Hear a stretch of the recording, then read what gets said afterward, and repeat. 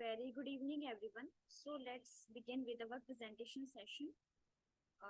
For now, we have Kirti. Kirti, are you ready with your presentation? Yes, ma'am. Yes, you can start your presentation. Good evening, ma'am. Good evening. Am I audible or visible, ma'am? Yes, you are audible as well as visible. May I start? Yeah, sure, you can start.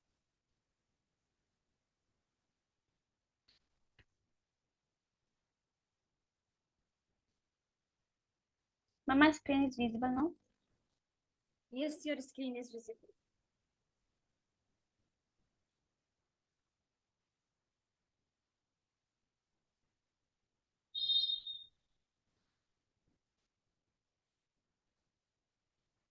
So, good evening, ma'am. Good evening to all. My name is Kirti. I'm from Cloud Computing Department, and my project name is Building a Scalable and Infrastructure for Stock Market Investing. And my task name is Store and Analyze Stock Market Data on AWS S3 using Cloud Data Analysis tools. So let's start. These are the table of content. First is introduction and overview of Amazon S3, demonstration, AWS data analysis tools, source of stock market data, benefit of cloud data analysis, data security and compliance and challenge, and last is conclusion.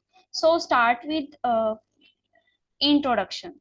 So stock market analysis is a technique used by trader and investor to make informed decision to involve studying past and present market data, including price, trend, and volume to forecast future performance.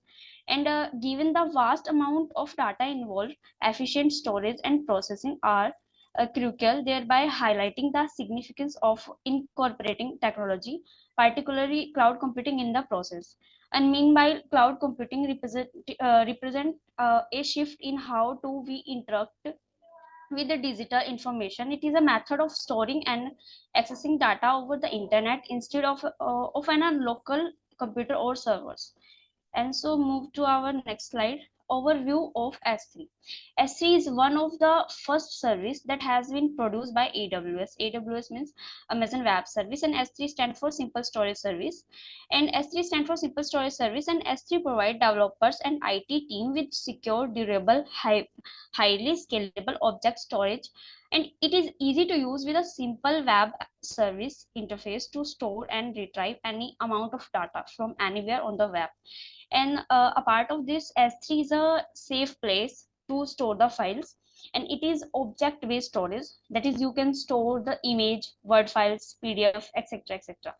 And the file which stored in S3 can be from 0 to 5 terabyte, and it has unlimited storage, means that you can store the data as much you want. And files also store in bucket, and bucket is a like a folder available in S3 that store the file. Kirti, sorry to interrupt you. Are you changing the slides as well? Yes, ma'am. But I cannot see the changing slides. Okay, ma'am. Okay. Now, ma'am. Yeah, now I can see. Okay, ma'am. Ma'am, can I repeat? No problem. You can continue from where you left. Okay, ma'am. Okay. So move to our next slide.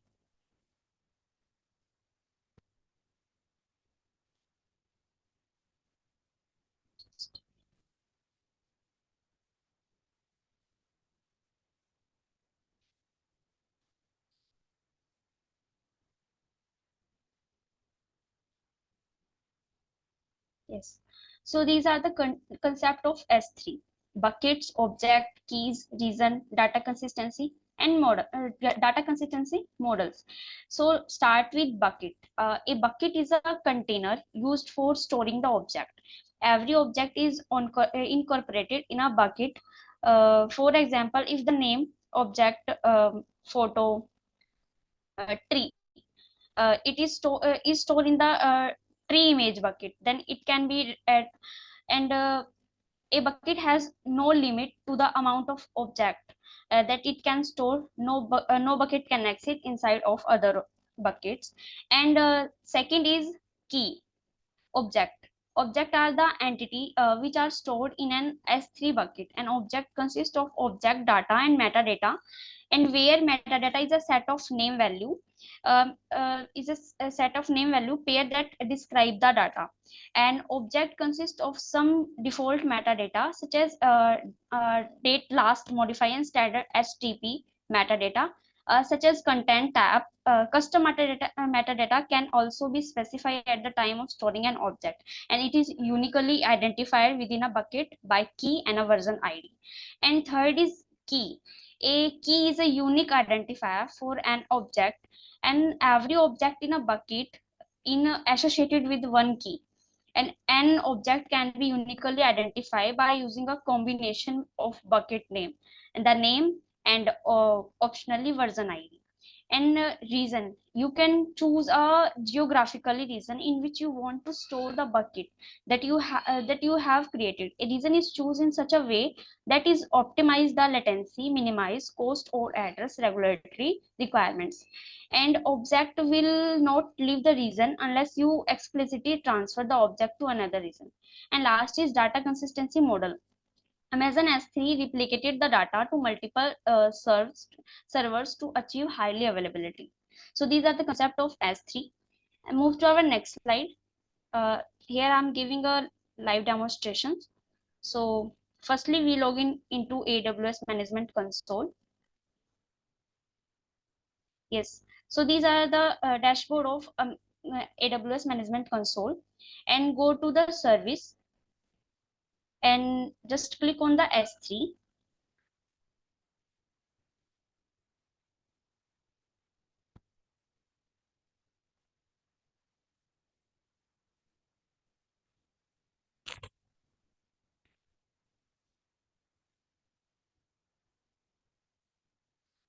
This is the S3 dashboard.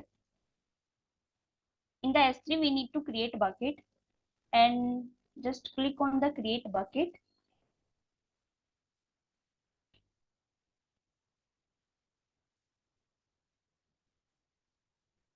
It will take some seconds.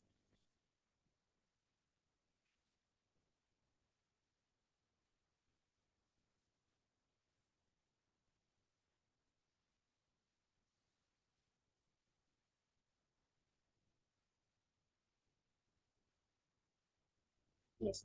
So firstly, I'm giving a bucket name.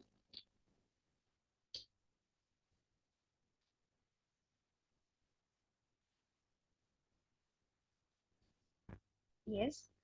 And just scroll down and just click on the create bucket. After this, my bucket is ready. Yes. So you can see that bucket is successfully created.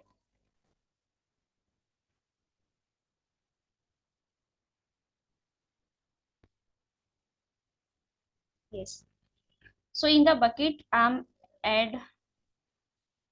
you can add file and folder. Just click on the upload.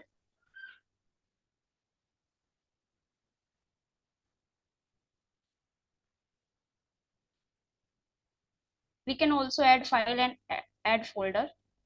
So I just click on the add files, and just click on the bucket. Yes. So you can see that my object is successfully in the bucket. No, sorry. I just click on the upload.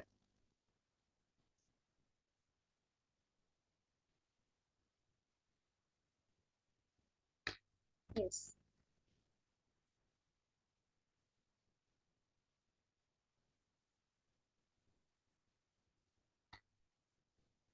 With the help of S3, we can store the large amount of data, file, folder, etc.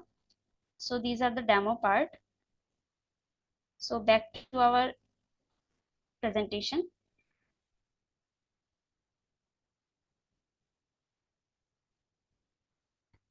My screen is visible. I can see live demonstration slide. Okay, ma'am.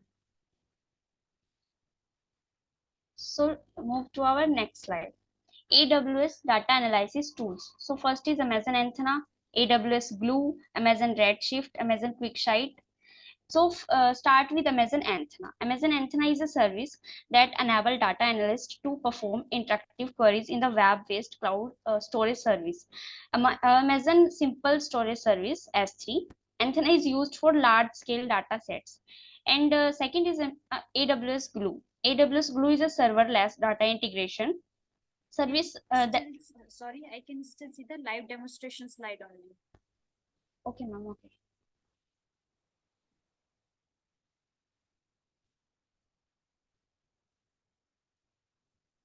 Now, ma'am. Yeah, now I can see. Okay, ma'am. Ma'am, AWS Glue. AWS Glue is a serverless data integration service that make it easy for analytics user to discover, prepare, move, and integrated data from multiple sources. You can use it for analytics, machine learning, and application development. And third is Amazon Redshift. Amazon Redshift is a data warehouse, while Amazon S3 is object storage. While some business may use one over the other, the many will choose to use both of them at Amazon quick site pull and read data from many Amazon utilities including Aurora, Antenna, Redshift, S3, and Elastic Service. It also integrated with own permission database, file upload, and API based data storage like Salesforce. So move to our, these are the AWS data analysis tools. So move to our next slide, source of stock market data. First is stock market research firms, news aggregators, stock exchange, public record, expert opinions, broker, dedicated online service. So start with stock market research firms. There are various companies and software creator that work slowly to analyze and provide stock market data service in the form of graphs, chart, figures, and statistics. A financial and stock market data vendor often use this research firm as a source of stock market data.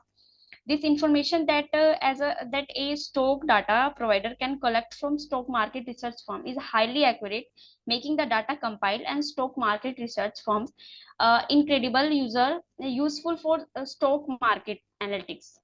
And second is news aggregators. When news aggregators engine are employed for financial and stock market data collection, they constantly troll the internet for any news that relies to the trading of a particular assets or a range of assets. This information is then verified and compiled in stock market database. And next is stock exchange. Stock exchange themselves publish the details about the asset that are being traded on their platform consistently, and they you will find detailed analytics about a green given trading period, including the latest price of an asset, the closing price, the number of trades, etc., etc. And a stock exchange dataset vendor compiles and category all of these information and shift it to suit the user needs. And public record. Exchange often file public document that provide a crucial insight into trading activity.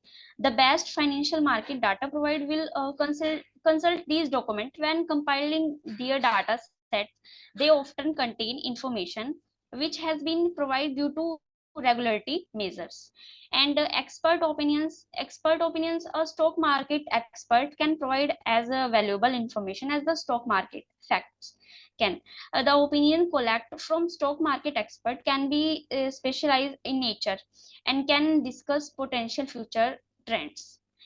And this information is not as accurate as other source due to its specificity nature. However, due to their vast experience in this field, the information collected from the expert can help in making better trade decision. And broker, most traders don't trade on an exchange personally. Instead, they employ broker who do the trading for them. There are many popular brokers that have a vast number of clients, which include large scale firms. And dedicated online service, there are several online service such as Google Finance, which specially provide information related to financial and stock market data. The data provider can directly use these service to fill in the gaps in the database, so that the financial and stock market data you will receive is as detailed and scalable as possible. So these are the source of stock market data. Move to our next slide. Benefit of cloud data analysis. First is cost saving, speed and agility, flexibility deployment, increased collaboration, global access, enhance decision making. So start with cost saving. Start with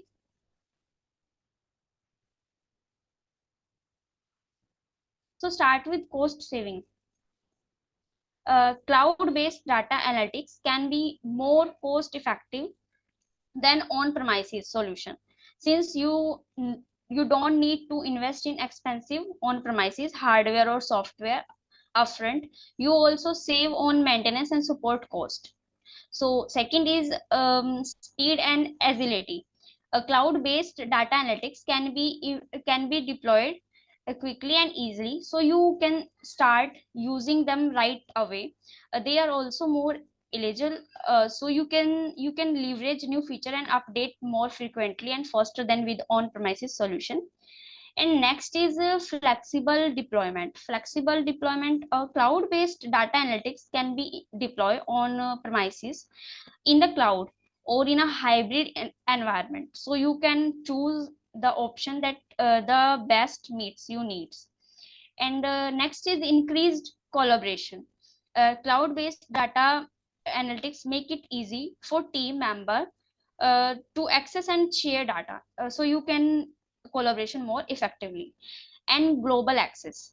Cloud based data analytics allow user to access data from anywhere in the world, so you can make better decision no matter where you are. And improved and making enhanced decision making. Cloud based data analytics provide the tools you need to make better decision faster, with with access to real time data and powerful analytics tools. You can make informed decision that drive your business forward. So these are the benefit of cloud data analysis. So data security and compliance. Implement first My first point is implement robust security measures, including encryption, rest in transit access control via AWS, identify and access management, and auditing using AWS Cloud Trail. And my second point is ensure compliance with relevant regulations such as data privacy and financial regulation. So move to our next slide. Challenges. These are the challenges facing in handling to stock market data. So first is data volume, latency, data quality, cost, data privacy and security, technology, data formats. Data volume. Stock market generated a massive amount of data daily. Handling and processing this volume efficiently is significant challenge. And second is latency. Market data need to be collected and disseminated in real time. Reducing latency delay in data feeds in crucial for high frequency training and other time sensitive application. And data quality. Ensuring data accuracy and integrated is essential. Error or inconsistency in data can lead to incorrect investment decision. Cost. Market data comes at a cost and fee can be substantial, particularly for real time feeds. Managing data cost while obtaining the necessary information is a constant concern. Data privacy and security. Handling sensitive financial data require robust security measure to protect against data breaches and unauthorized access. Data format. Different exchange may use different data format and protocol, making it challenges to standardize and integrate data. So come to the conclusion part. In conclusion, storing and analyzing stock market data on AWS S3 Using cloud data analysis tools offer a robust and scalable solution for gaining insights, making informed investment decision, and optimizing trading strategy. And my second thing is leveraging AWS service like Amazon, Anthena, QuickSight, and other empower organization to efficiently collect and store and analyze vast volume of financial data. And this approach not only enhance data driven decision making but also provide the flexibility and security required to thrive in the dynamic world of stock market analysis. So if you have any question, please ask. If you have query, I mentioned my email ID kirtikashyap1215@gmail.com. Thank you so much. Thank you so much, ma'am. I have done my PPT, ma'am. Okay, Kirti, your presentation was good. I think you have not added the reference slide. If I'm No, not wrong. yes, ma'am. You have not added the reference slide, na? No, ma'am, no. Yeah, then try to add the reference slide as well. Okay, I have a question that can Yes, you ma'am. tell me three basic types of cloud services? Sorry, ma'am. Three basic types of cloud services. Do you have Cloud. any? Ma'am, your voice not clear. Actually, now I am clear to you. Are you Yes, able to hear me? Okay, so yes, I am asking, can you tell me the three basic types of cloud services? cloud service. Yes. Yes, ma'am. Yes, ma'am. S3, Elastic Beanstalk. No, they are the AWS products. I am asking the cloud services. Yes, ma'am. They provide server, virtually server, uh, database, Are you sure? cloud service. No, ma'am. Yes, ma'am. Okay. They provide virtually servers. Okay. I think read more about it so you will get the clear concept of it. So do you have any questions? No, ma'am. Thank you. Okay, so I will provide your scores and feedback on your email. Okay, ma'am. Okay. So next we have Pranjal. You can start your presentation.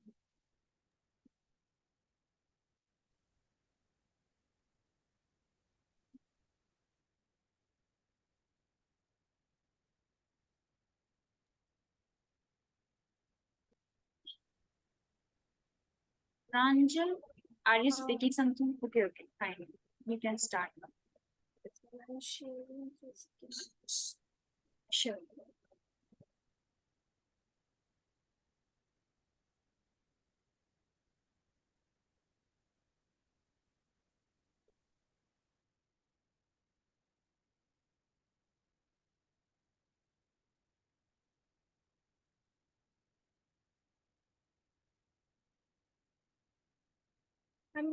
Is my PPT visible?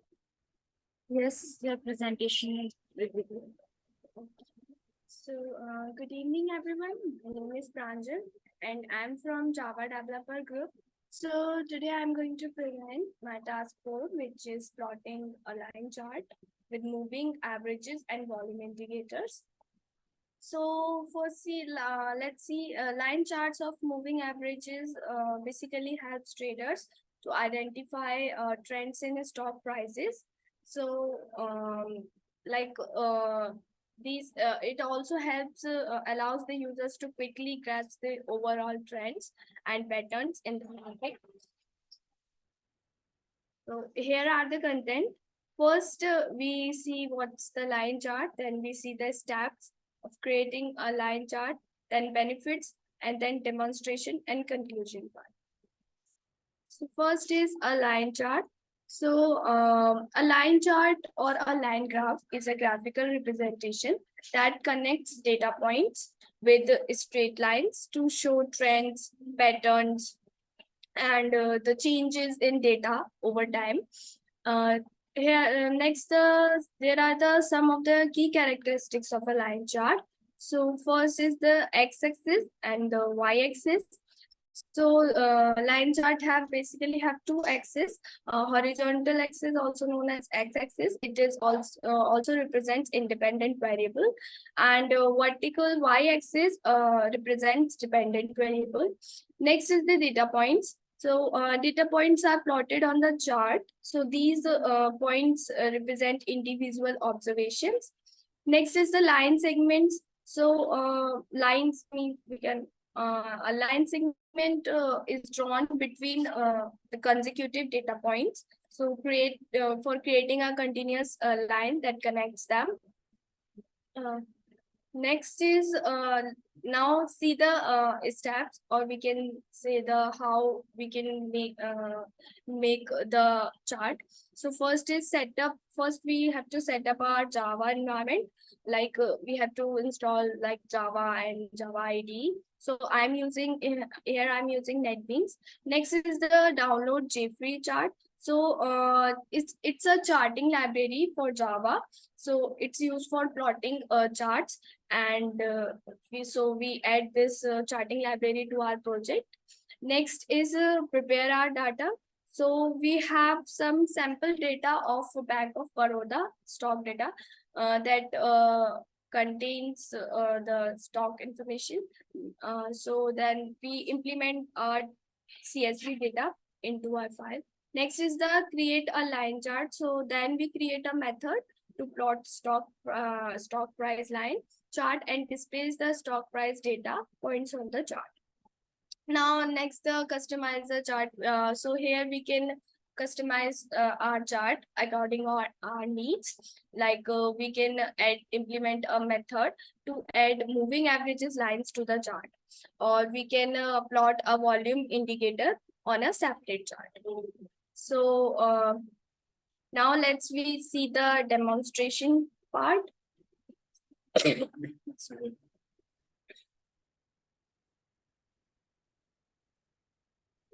Yeah.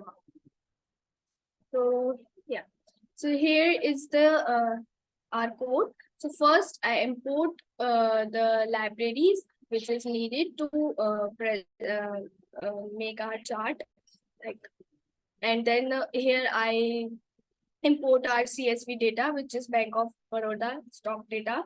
Then we made some methods. Here I made a create and show chart method, which is used to create the chart and show. So we can run it in this.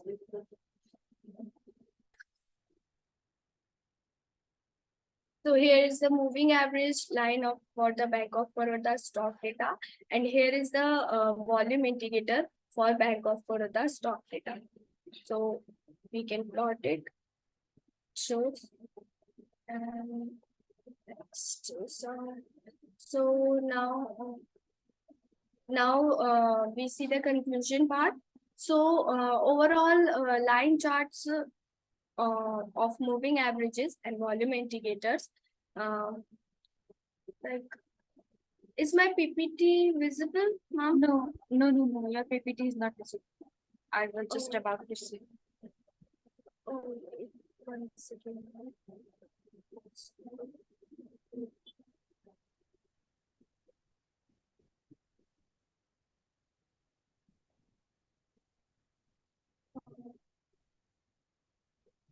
Is it visible now? Yeah, now it's visible. So now in the conclusion part, so overall, the line charts of moving averages and volume indicators these are the valuable tools for analyzing the market trends and trading decisions. And here are the references. Here is a JFree library link where I used to download. And if anyone have questions, you can mail me at my email ID. Thank you. Okay, Pranjal, can you show me the graph where you plotted the data set of Bank of Baroda?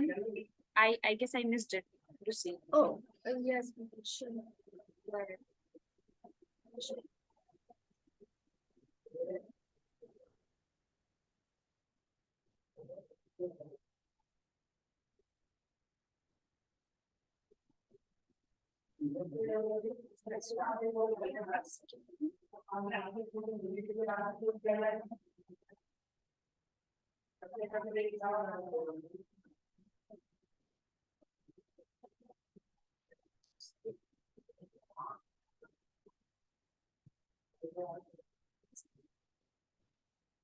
Is it visible?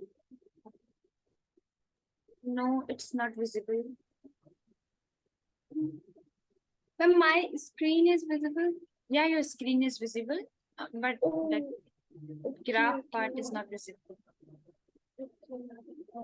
Just give me a second. Yeah, sure.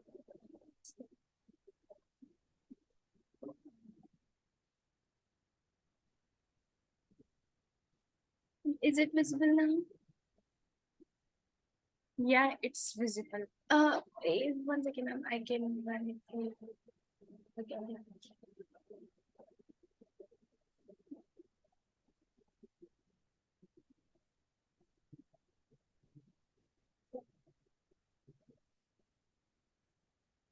I'm visible? No, no.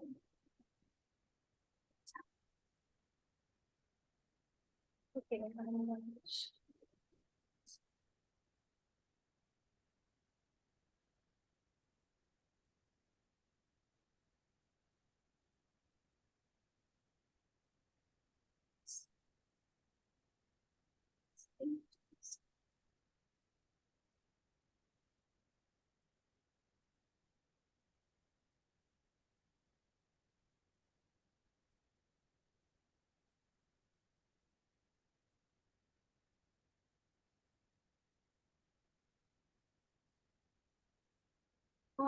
is it visible now? Yeah, now it's visible.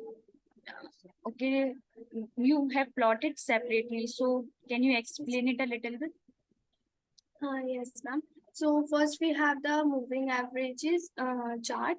So it's basically the we have the separate closing prices, opening prices, high and low prices. So it's basically the average line chart of those columns. Okay, next we have the volume indicator. So this volume indicator helps to figure out what's the percentage or what's the value, the price changes day like on a separate days. So it's the volume indicator chart. Okay, fine. That's fine. Okay, while you start the presentation, na, so show the data set in the beginning itself so that we can have a clear picture that what we are going to actually plot it. Okay, can you tell me that basically we used to draw the line charts to see the trend of the upcoming market. So can the line pass through the candlestick patterns or not while plotting the lines? Repeat. While plotting the lines, what? Yeah, you use a stock screener and you try to plot the line on candlestick patterns. So can line pass through the candlestick patterns? Any idea? But I will definitely read about it. Sure, fine. Rest your presentation was good and you explained and you demonstrated well. I will provide your scores and feedback on your list. Do you have any question? No. Okay, you can. Okay, next we have SHUBHI VARSHNEY. You can start your presentation.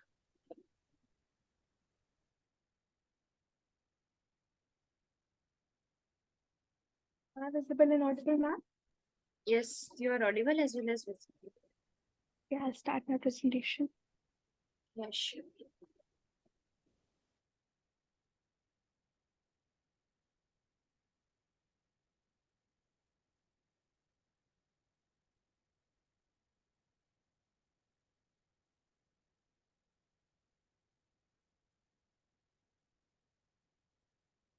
Is my screen visible, ma'am? Yes, your screen is visible. Okay. So good afternoon, ma'am. Today my task is prescriptive analytics to predict the future demand forecasting. Myself, SHUBHI from Machine Learning and Deep Learning Group. So these are the contents of my presentation. Throughout the presentation, we'll cover the following listed things: first introduction, then types of analysis, and so on, concluding by the conclusion. So introduction. What is prescriptive analytics? So prescriptive analytics is an advanced form of data analytics that focuses on providing specific recommendations or actions to optimize decision making. So the very first question is analysis or analytics same? So the answer here lies no, they are not same. In analysis, we analyze the past data and just make a result following the decision and the studies from the past data. Whereas in analytics, we study the past data and then devise a model for the future data. We also predict the future using the past data, which is known as analytics. So prescriptive analytics is an advanced form in which we focus on providing specific recommendations. So the key characteristics and aspects of prescriptive analytics are objective recommendations. The primary goal of prescriptive analytics is to suggest the best course of action. For example, if I have a coffee shop and it is a hill station, so I really want to know that what will be the time where my sales are going to be a maximum. So I can apply the prescriptive analytics to ensure as I have a perfect goal and it will give me a best answer for my query that when will be the time where I have to have a maximum stock so as to ensure that I cope up with the sales in the peak season. Then it incorporates optimization and stimulation. So prescriptive analytics often involves mathematical optimization techniques such as time series analysis and also various machine learning algorithm models. Then further decision support and dynamic and real-time analysis. The last point is the most important, that dynamic and real-time analysis. Prescriptive analysis can be applied in dynamic environment where conditions can rapidly change. For example, the real-life world where the climate changes very quickly, one can use it to know when or where he has to solve his query. Further types of analytics. There are 4 types of analytics. The first one is descriptive analytics. So the descriptive analytics is the simplest form of analytics and lays the foundation of other types. It allows us to pull the trends from raw data and then describe what happened. In simpler terms, one can describe descriptive analytics as the answer to the question, what happened? And then diagnostic analytics. It addresses the next logical question, why did this happen?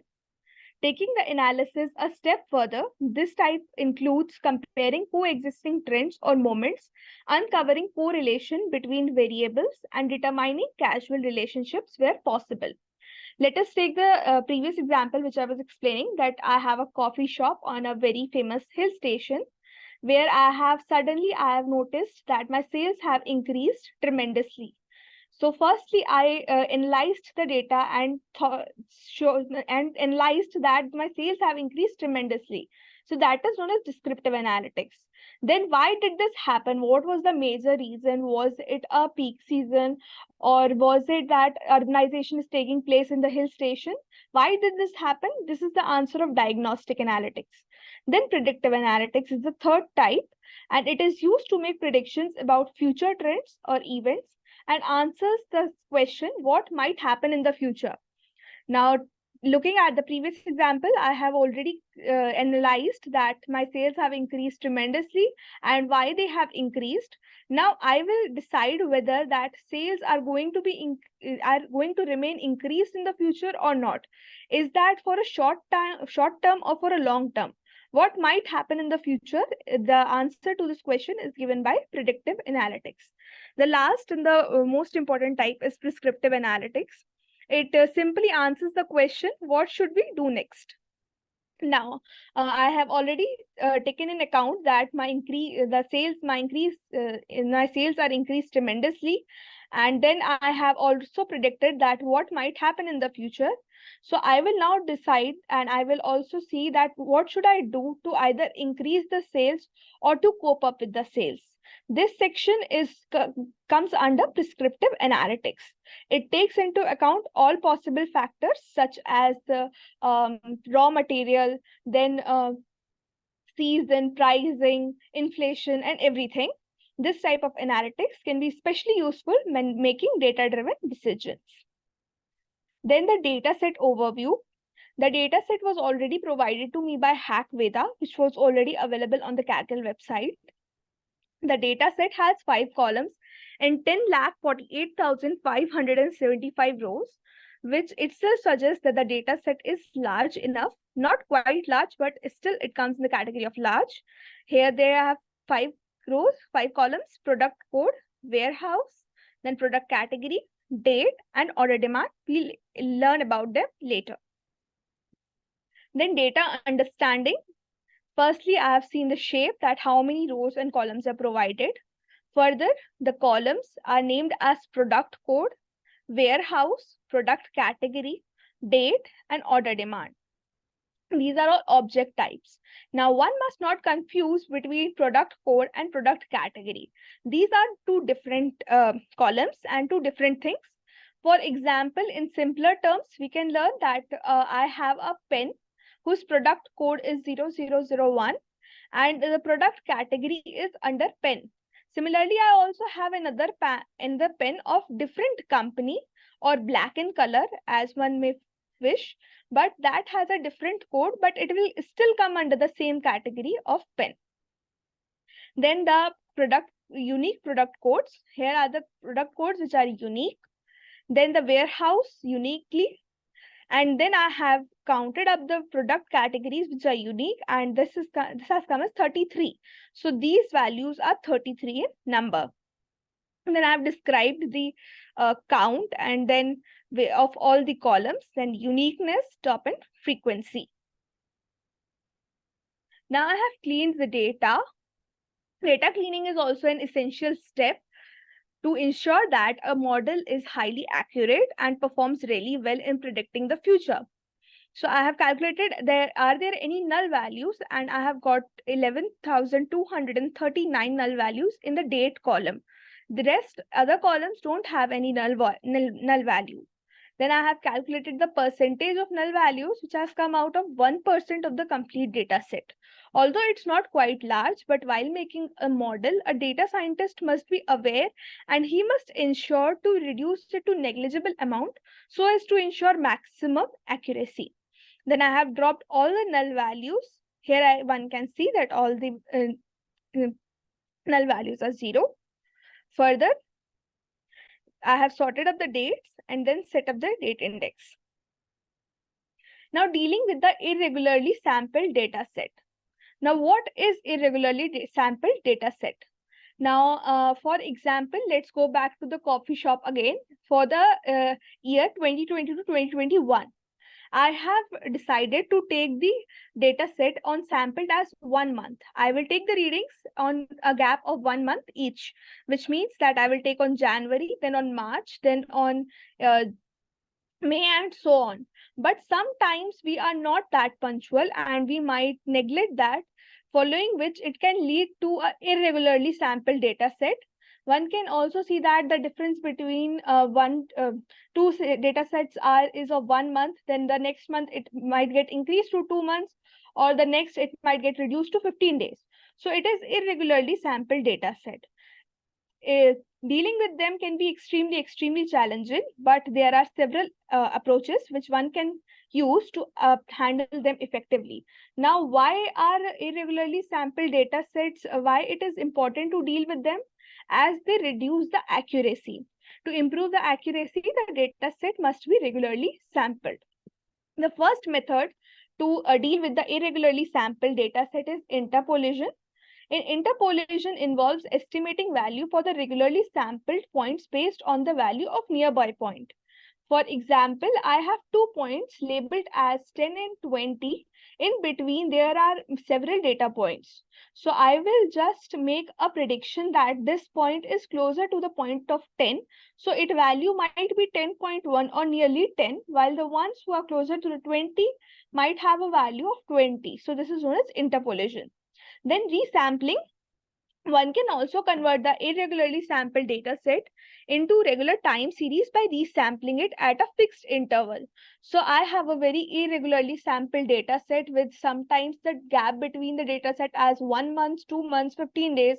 So I will just resample it using a common difference, and this is a very good approach to make the data set, resample the data set.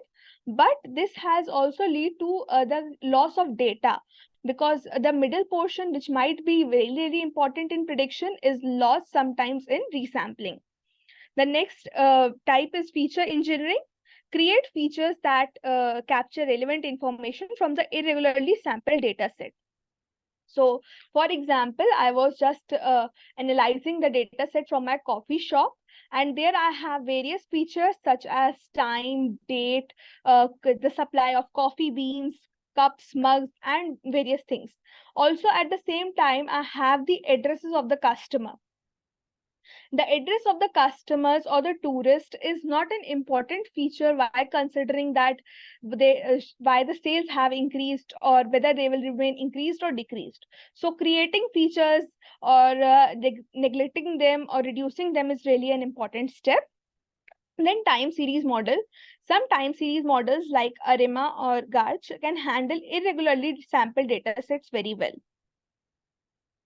Then let's understand univariate, bivariate, and multivariate analysis. What is univariate analysis? Univariate analysis involves the examination of single variable in isolation. So in univariate analysis, we only take in consideration a single variable, and we compare the single variable of the property. We only compare that single variable. Then in bivariate analysis, we take two variables simultaneously to understand the relationship between them. Then multivariate analysis, it's quite clear by the name that it takes in an account the analysis of three or more variables simultaneously. Then the distribution of demand. Here I have plotted the graph of the demand or the demand. One can see that the data set was provided the data from 2011 to 2017 in dates, and the demand from 2011 to 2012 is zero, nearly 0.1 or 2 is this side, but this section is all, we consider it as 0.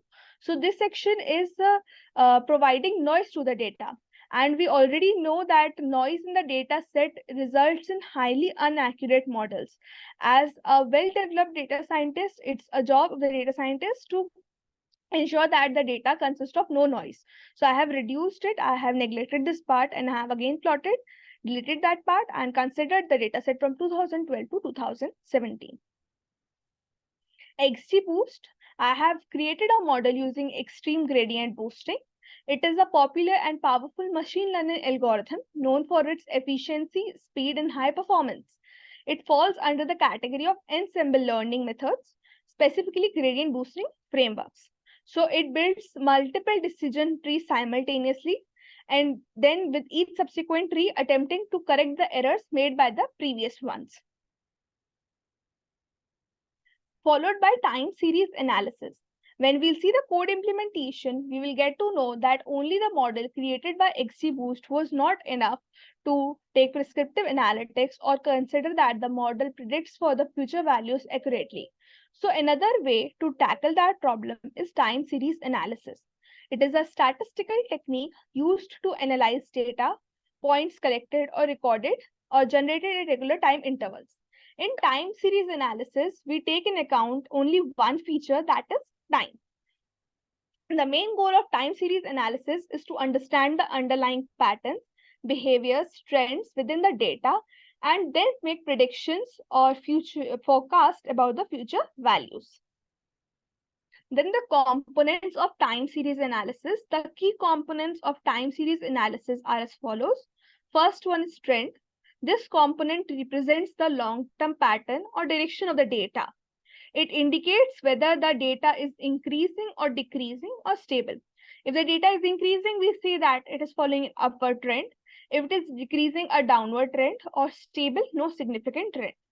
For example, we are seeing that the number of active users on YouTube, Instagram, or any other social networking site are increasing day by day. So they are showing an upward trend. Whereas the number of users which are using the sites which are for education, for valuable information, these are decreasing nowadays. So it is showing a downward trend. Further, we have seasonality. Seasonality refers to irregular or predictable patterns that occur at fixed interval within the data. So, for example, suppose there is a housing society and the festival of Diwali is coming soon. As the festival of Diwali is coming soon, people tend to get their house clean. So the people who are involved in the business of getting the houses cleaned or whitewashing the houses, they do get their jobs during that time. Their business is at boost during that time. This is known as seasonality. Cyclic patterns. So cyclic patterns are longer term fluctuations in the data that are not as regular or predictable as seasonality. Unlike seasonality, cycles do not have a fixed duration and can be influenced by a variety of economical, political, and social factors. For example, the number of tourists in the Kerala are increased during the rainy season as they have really beautiful scenic beauties to visit during the rainy season. So that is known as cyclic pattern. But what is different between cyclic pattern and seasonality is that this cyclic pattern depends heavily on the monsoon. If the monsoon is delayed, the cyclic pattern is also delayed. The tourists reach the Kerala late. And if the monsoon comes early, they plan their trip early. Irregularity or residual. It is also known as noise or error. This component represents the random, unpredictable variations in the data. For example, we are all prepared with our medical teams in India. But throughout the world, not only in India, throughout the world, we were prepared. We had the best medical teams. But the situation of COVID-19 was unpredictable and it was irregular. No one was prepared for it, and it created a huge impact on the medical system. It is known as irregularity. Then decomposition. So there are different methods to perform time series decomposition, and the choice of method depends on the specific characteristics of the data and the goal of analysis. So two major approaches are additive decomposition and multiplicative decomposition. In additive decomposition, we add all the components which are trend, seasonality, cyclic, and irregularity. This is used when the variation around the trend and seasonal components do not depend on the level of time series. Then multiplicative decomposition. In this, we multiply all the components of time series analysis. This is appropriate when the variations around the trend and seasonal decomposition components are proportional to the level of time series. Stationarity. So if one has to perform time series analysis, it is really important to check for stationarity, because many a times models assume that the underlying data is stationary. So a stationary time series is the one whose statistical properties remain constant over a time. For in simpler words, I can say that the mean or variance remains constant over a time. So there are two main components to consider when checking for stationarity. One is constant mean. Time series is considered to have a constant mean if the average of data points remain roughly the same throughout the complete data set or over the same time. In simpler words, one can understand mean as the average. Then constant variance, the variance of the data point should also be constant across time. I will not get into a very deep explanation of what is variance, but for a simpler understanding, one can understand the distance of one point from the mean is known as variance. Then ACF and PACF plots. Analyzing the autocorrelation function and partial autocorrelation function plots can give insights into whether there are long-term trends or seasonal patterns in the data.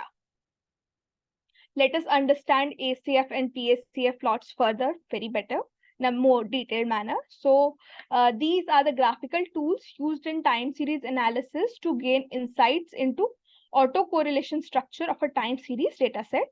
Then ACF plot shows the correlation between time series and its own lagged value. It is known as autocorrelation as it considers all the four components which I have described earlier of time series analysis. The x-axis of the ACF plot represents the lag, which is the number of time periods by which the series is lagged, and the y-series represents the correlation coefficient, which quantifies the strength and direction of the relationship. The PACF plot shows the partial correlation between a time series and its own lagged value while controlling the influence of all shorter lags. Similar to ACF plot, the x-axis represents the lag and the y-axis represents the partial correlation coefficient. Moving on to the ARIMA model. So the ARIMA is the abbreviation that stands for Auto-Regressive Integrated Moving Average Model, which is denoted by the notation ARIMA, P, D, and Q, where all these alphabets P, D, Q hold a very significant position. P represents the order of autoregressive component. It indicates the number of lagged observations included in the model. D represents the order of differencing needed to achieve stationarity. It indicates the number of times the time series data needs to be differentiated. One can take it 1 or generally it is taken as 2. Q represents the order of moving average. It indicates the number of lagged forecast errors included in the model. So using the ACF and PACF plots, one can get an insight into the potential values of P and Q. The ACF plots help in identifying the Q, while the PACF plots help in identifying the alphabet P. So Sharma model is an extension of ARIMA model that takes into account seasonal patterns in the data. It is suitable for the time series with both non-seasonal and seasonal patterns. That's the major difference between ARIMA and Sharma model. ARIMA model does not take seasonality into account, whereas Sharma model takes seasonality into account.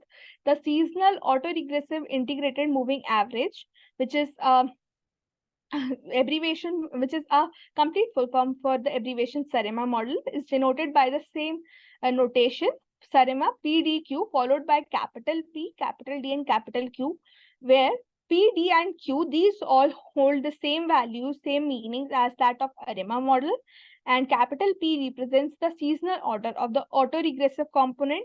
Capital D represents the seasonal order of differentiating needing to achieve seasonal stationarity.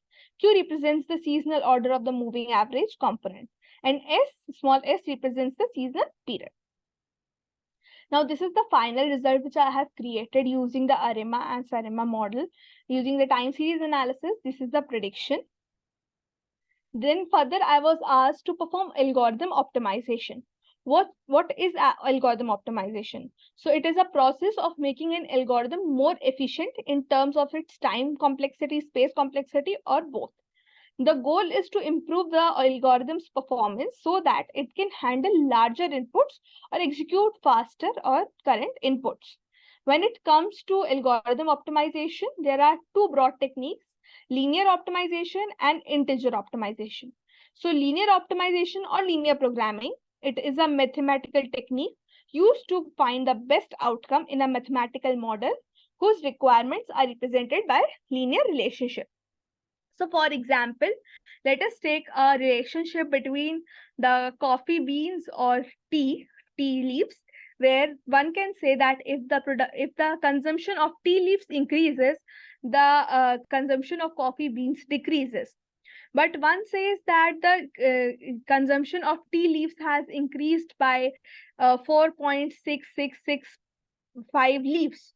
So this is not clear. It is just that 4.655 leaves are very weird to say. It is not a good approach to say that.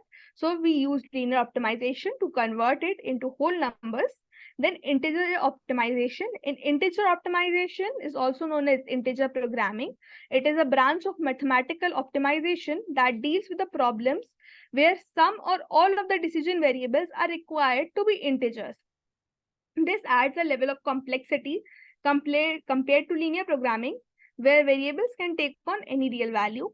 So for example, I have an army where I have been given a fixed revenue that I have 1800 or 1900 rupees, and I have to maintain an army where I will have horsemen or elephants or even foot army. Then I just make a model and then I use that model to have an highly optimized result, which suggests me to have 4.65 horses for 5.89 soldiers and 1.7 elephants. So these results are not valid as one cannot have 1.7 elephant or 4.6 horseman. One has to make it to integers to make sure that they have a complete amount of an accurate amount of data. So I hope that linear optimization and integer optimization is clear. Further, I have performed the sensitivity analysis, which aims to quantify the impact of changes in input parameters on the output of model and system. So it helps in understanding the relationship between variables and identifies critical factors that influence outcomes. So what are the limitations of sensitivity analysis? It assumes that the input parameters are independent, which may always not be the case in real life world situations. One may know that there are various features or factors which are dependent on each another. Then it provides insight into the effect of parameter change, but does not necessarily provide guidance on how to mitigate risk or uncertainties. Now let us see the code.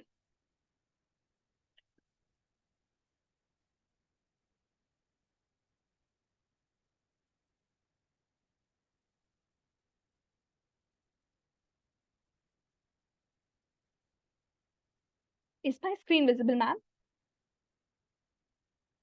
Yes, sir, screen is visible. Okay. So now the first step is to import the libraries. I have imported the libraries. Then I have taken up the data set. And then I have loaded up the data set. These are the first 10 values and these are the last 10 values. Understanding the shape, which I have already explained. Then data cleaning, which I have explained. Here I have checked and converted the order demand to an integer. Further, I have described it, order demand, and then I have renamed the columns. Here I have checked that they were how many null values I had, then what was the percentage. Then dealing with the irregularly sampled data set. Here is the univariate analysis. One may see that I have explained that it only has one parameter. So warehouse is the only parameter and here it is the count. And one can also see that the warehouse J has the highest number of values. That is approximately 75 or 76,000, followed by warehouse A, warehouse S and C. Then I have plotted the categories where one can see the category 19 is the highest count, followed by the following categories. Then the order demand, which I have already explained, that the dates were given from 2011 to 17, and this created a noise in the data set, which I have reduced. By bivariate analysis, in the bivariate analysis, this is the sum of the demands. Further, these are the per order demand or average demand, in which one can see that warehouse J has the highest number of orders, but when it comes to an average, per order average, warehouse C has the highest. Then the head, and then followed by feature engineering. In feature engineering, we create features or reduce them. Here I have taken day of the week, quarter, month, year, and week as features. And then I have described their types. Then I have created a model using XGBoost. So creating a model, I have here shown that this is the training data and this is the testing data. As a data scientist, I immediately thought of data IQ to apply the XGBoost and see that what are the accuracy provided. So I used the data IQ platform and just checked it that how much accurate is my model. Here one can see the data IQ model. Here I have made up a model and then it showed me the accuracy or R2 score of 0.209. When one sees the original analysis, I have performed XGBoost, random forest, ridge regression, and lasso regression. The maximum accuracy was given by random forest, which was of 0.220, followed by XGBoost 0.209, and then lasso ridge regression and lasso regression. So one can see that a R2 score of 0.2 is definitely not a good score. When R2 score of 0.2 makes the variance of 20%, which means an accuracy of 20%, approximately 20% in simpler terms. An accuracy of 20% on such a big data set, which has approximately 10 or 11 lakh values, is of no good use. And we know that it will not predict any good value. It will hardly have any prediction. So we definitely have to take another route. This is not the way we can create a model and then we can apply it. So from this, I switched to time series analysis, as this way was not working considering all the features. The model was not built on a good accuracy and it showed very poor results.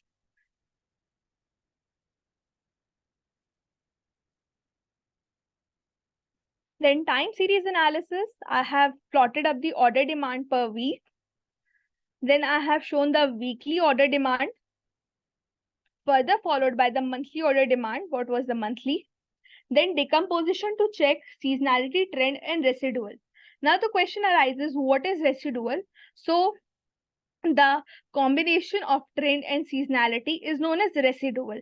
When they overlap, the residual is formed. So one can see here is the trend, here is the seasonality, and this is residual. Then I have made the series stationary by making its mean and variance constant.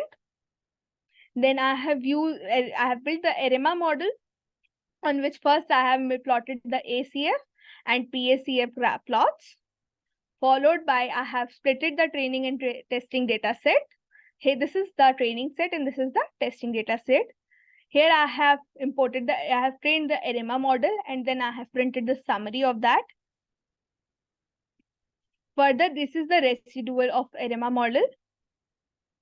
Then these are the test of fitted values first difference, which means that what was the actual testing data set is shown by this blue line, and the one which is being predicted is shown by the orange line, which is known as fitted value. Then I have used ARIMA model to capture the seasonality, as I have already explained that it is used for the seasonal data to ensure that seasonality is involved. Then here it is shown that the test set and fitted values first different by ARIMA model. Further which I have made the product demand test prediction. This is the prediction. Here it is the test data and it is the testing data and it is the prediction. The orange line is the prediction. The future prediction is the same graph where this segment of test data is disappeared and it's shown only the orange line. And then I have defined the parameters as demand as the average demand, then followed by initial inventory as the sum of demand, further max inventory as initial inventory multiplied by 2. Then I have defined the holding cost, ordering cost, and holding days. Further, the objective function is defined, and then I have solved the optimization problem where I have used linear programming. I have extracted the optimal solution and then performed the sensitivity analysis, in which the demand is increased by 20%, 1.2. The holding cost is decreased by 20%, 0.8. And the lead time is 1.5. Now, these are the formulas that new demand will be the demand into demand change. New holding cost will be holding cost into holding cost change. And new lead time will be holding days into lead time change. Then further, I have done the sensitivity analysis, defined the sensitivity analysis function, then printed all the values, that what is the optimal order quantity, what is the total cost, sensitivity, and then one can see the optimal order quantity after sensitivity is applied has increased. From the original, it has increased, and further, this is also total cost is here. Then I have plotted up the graph which shows that this is the original, and when I have applied sensitivity to increase and improve the optimization, which means to reduce the cost and improve the profits, it has really worked well. Moving back to the presentation.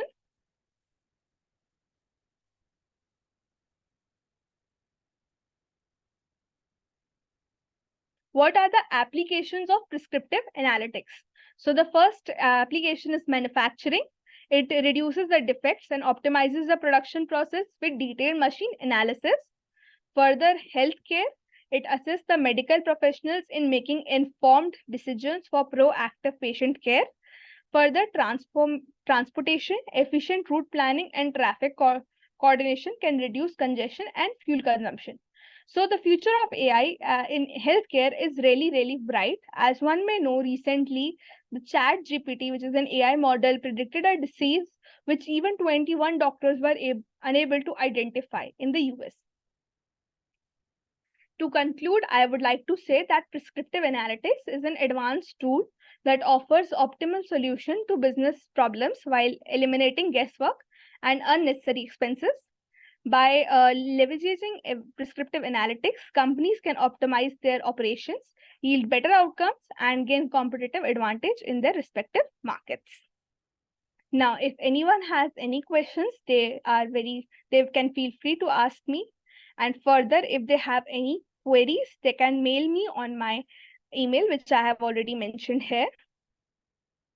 Here are the references from which I took the help and made my model. Thank you, ma'am. Okay, Shubhi, your presentation was quite detailed, and that is really a good thing. You explained each and every point, like with the help of an example. That is quite good approach. Thank you, ma'am. Okay, so do you have any question? No, ma'am. Okay, so I will provide your scores and feedback on your email. Okay, thank you, ma'am. Okay, well. Next, we have Kanchana. You can start your presentation.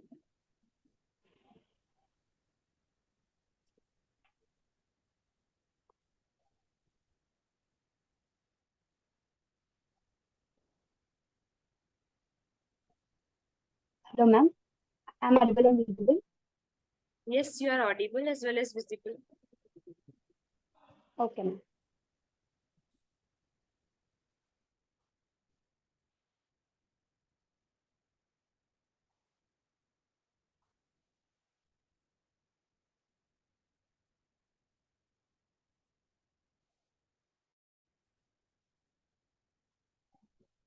Was my screen visible, ma'am? Yes, it's visible. Is it visible, ma'am? Yeah, now it's visible. Okay. So, a very good evening to everyone. My name is Kanchana. I have done my graduation in Electrical and Electronics Engineering from University College of Engineering, Narsarapet, JNT, UK, which is located in Andhra Pradesh. It's a branch of Kakinada, JNT, UK. So, my domain in this internship was Embedded Systems and IoT. This is my task 4. And the task I have given was building a simple air quality monitoring system prototype. So firstly, what are the contents of my project? Let's see about introduction and the significance of this project, along with the block and circuit diagrams. After that, we can go through the key components, how it works and how the prototype is designed, what are the connections we have to make. After that, we'll simulate it by the code. After, we can test it. And let's see what are the different types of quality monitors. After that, advantages and disadvantages. So firstly, introduction. An air quality monitoring system is which allows us to monitor the contaminants which are present in the air. Also, what are the gases present in the air? What are the chemicals present in the air? So actually, being a human being, inhaling air is one of the, like, it's the main process to live. So that is utmost important to check out what are all the contaminants we are inhaling. Is the oxygen enriched or deficient? And what are the other gases we are inhaling? Also, we can take the very lively examples we see every day, such as gas leaks, cigarette smokes, or any smokes coming from the chimneys out of the houses or from any industries, etc. So those are also creating air pollution, right? Those are also being the reason for air contamination. So we need to monitor all those, and we need to be confident about our health. Also, it is so important at the industrial areas and some research work. So we'll monitor it, okay. But how can we know what are the contaminants or what are the gases or what is the particulate matter present in the air? That we can see by the display feature available in the monitoring systems. So those are implemented with user information systems so that user can easily access the information according to his need. So next comes the significance. So the significance of this project is actually air quality monitoring is useful for a single person, is useful for even single person, and it is useful as well as for the biggest scientists who will research so many things that are related to this pollution and all. So what is air pollution qualitative sorry air pollution monitoring? So if you want to monitor air pollution, you need to monitor about different sort of things. First thing is you need to monitor the gases present in the air, such as nitrogen, sulfur, carbon dioxide, ozone, particulate matter, etc. Along with this, we need to measure the noise level meters also. So this is an image for air quality monitoring system. So it will display what is the quality of the air. Is it good, fair, bad, or is it acceptable or unacceptable? We can get all those information. Also, it will give the temperature in the particular area we selected. So air pollution is, we all know air pollution is an unwanted thing that we are facing as a problem today. These type of monitors can be employed in both indoor and outdoor areas also. It also helps for researching and technological purposes. So by which mode we'll use it? We'll use the air quality monitoring by using sensors. So what are the sensors? Actually, we need to have an input device. Accordingly, from that we'll connect the input. After that, we'll compute it. We'll get the output. So we have known that it is provided with user information systems or user accessible systems such as LCD display or any microcontroller, etc., to just display the values of the quality of the air. So, but what are the input devices? What should we do to detect, to provide the input to the air quality monitoring system? So, sensors comes in the play here. So, those sensors are cheaper, like those are inexpensive, and they are portable too. So, those sensors we'll see in the next slide. After that, in the past, air quality systems are used to be very big. They are non-portable and so much of expensive also. So presently, after having so much of technology evolution, we can we can conclude that there is an option for having portable air quality monitoring systems, so that a person can use it in a domestic purpose. Similarly, we can use it in the industrial area purpose. Of course, the rating, size, the mode of using it changes, but there are chances of using it in a different modes. But in past, it used to be only useful for the bigger area purposes because it was so costly. No one can use it in a domestic purpose, like out of no use, no one can buy it for that cost. So that is one of the great evolutions we have. And what are the real-time applications? Why we have to do this project, and what are the real-time applications of this project? We have to, like, uh, we sincerely have the need of this project? Yes, because to detect the smoke. For example, gas leak identification or cigarette smoke. Even a cigarette smoke can cause cancer to the people around you, not only you, but also people around you. So that is also one of the important points. Also, if there are some gas leaks in any factories also. For example, let's take some restaurants or any hotels. There also a lot of fumes are released from the chimneys. We all know there are some contaminant oils and all being used in the restaurants and all. So that also causes harm to some of the people who are already sick.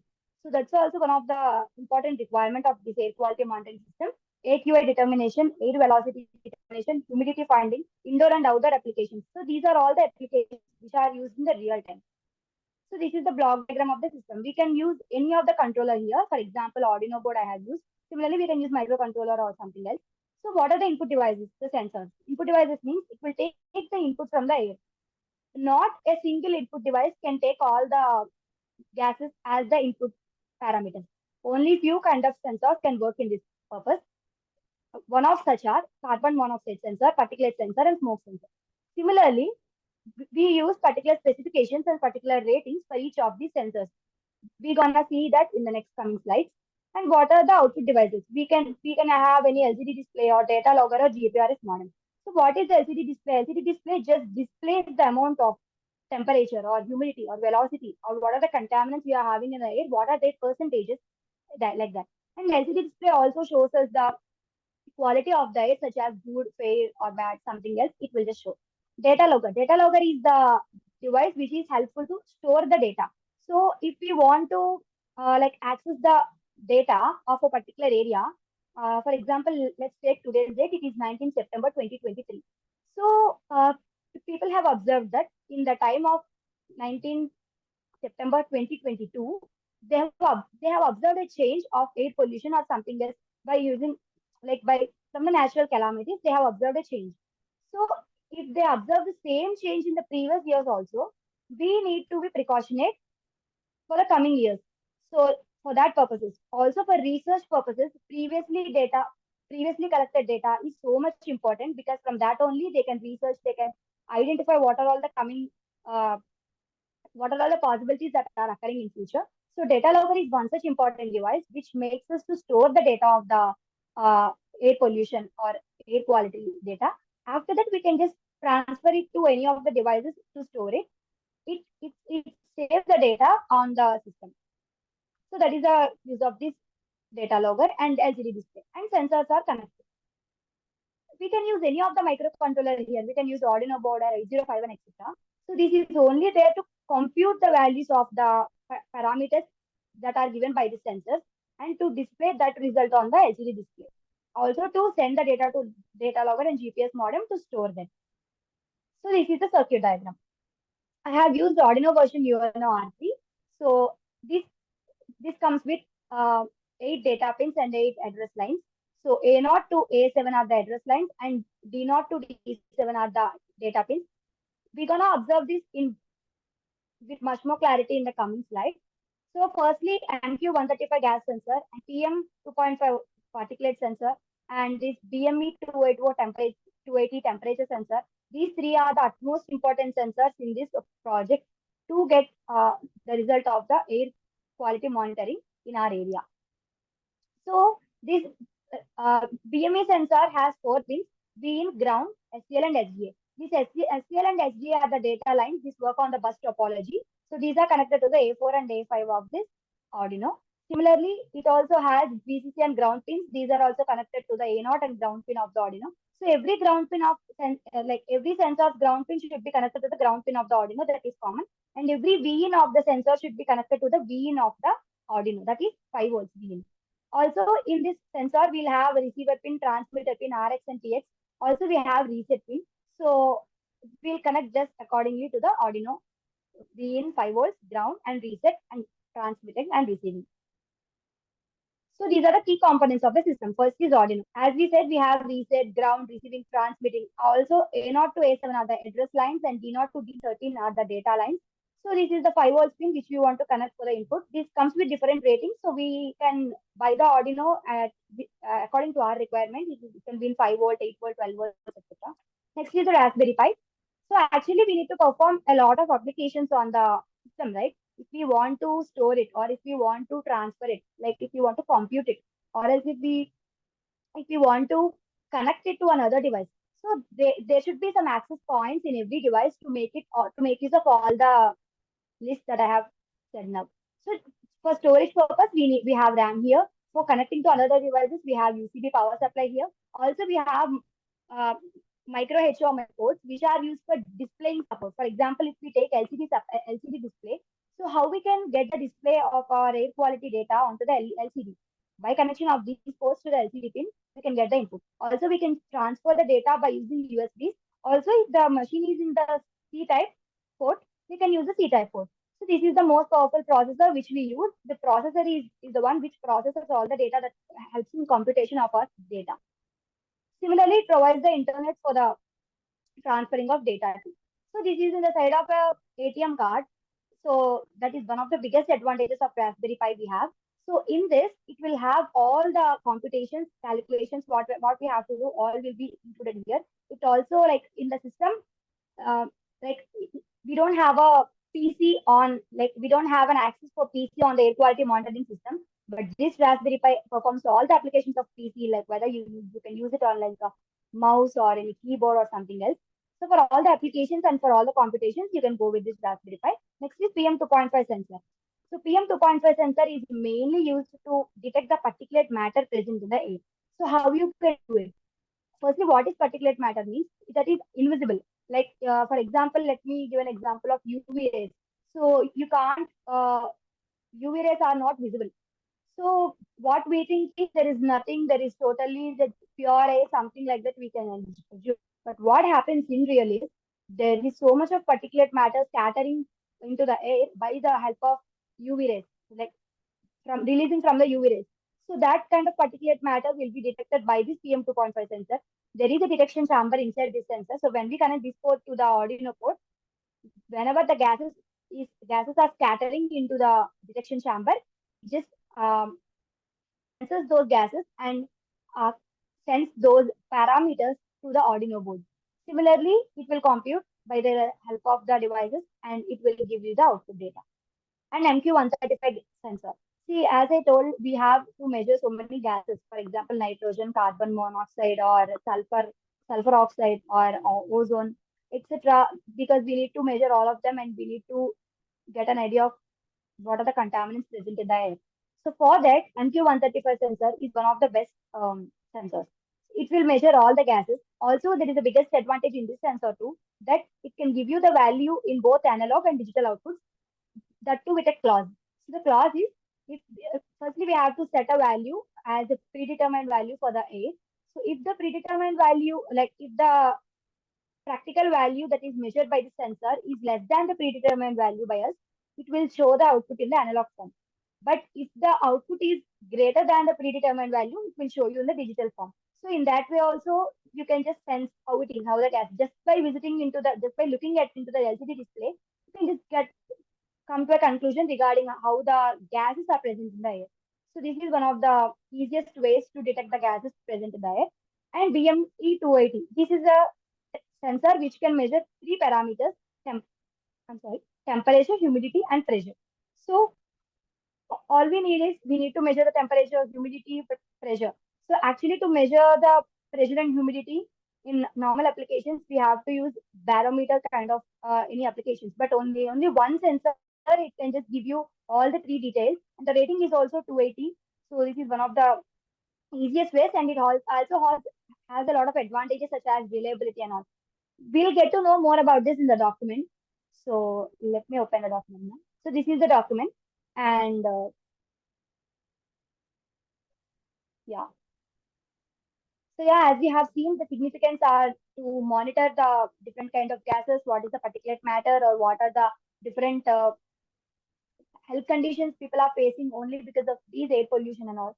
So to detect all of them, we need a air quality monitoring system. This is the block diagram we have, which we have already seen. This is the circuit diagram, and these are the components. So this is first is the Arduino UNO R3. So what is Arduino UNO R3? So as I said, these have input lines and data lines. So after that, if we want to connect a buzzer pin to the Arduino, it is also possible at the pin number 8. So at the pin number 8, if you want to connect a buzzer, it is possible. See this here. So why to connect a buzzer? The question is why to connect a buzzer. So whenever the conditions are true, what are the conditions? See, if we give two conditions, like if the value of some data, for example, let's take sulfur dioxide. So if the value of sulfur dioxide is from this range to this range. So if it is from like 60 to 70%, let's say. So if it is in the value of 60 to 70%, give me the value true, or else give me the value false. So at that measurement, if it is beeping an alarm, we can say that it is in the value of 60 to 70%, or whatever the value that is predetermined by us. But if it is not getting, like if it is not buzzering, means the data is not in the prescribed limits. It has crossed the limits, or it is under those limits also. So that is one more function of this Arduino. The Raspberry Pi is also known as mini computer, and the size of credit card, this size is in the same size. Also, it is like a full-fledged PC, which is at a very low cost, as we have already discussed. And it is also, as it is interoperable, we can use it in the any way we can use it. So this PM2.5 sensor is also same like that. When air is suspended into it, the detection chamber it acts as the sensing device. Automatically, when the scattered light is passing through, that means it will irradiate that laser light, and it will send those values of the parameters to the input device. So MQ135. MQ135 has two outputs, as we have already said, analog and digital. And coming to BME280.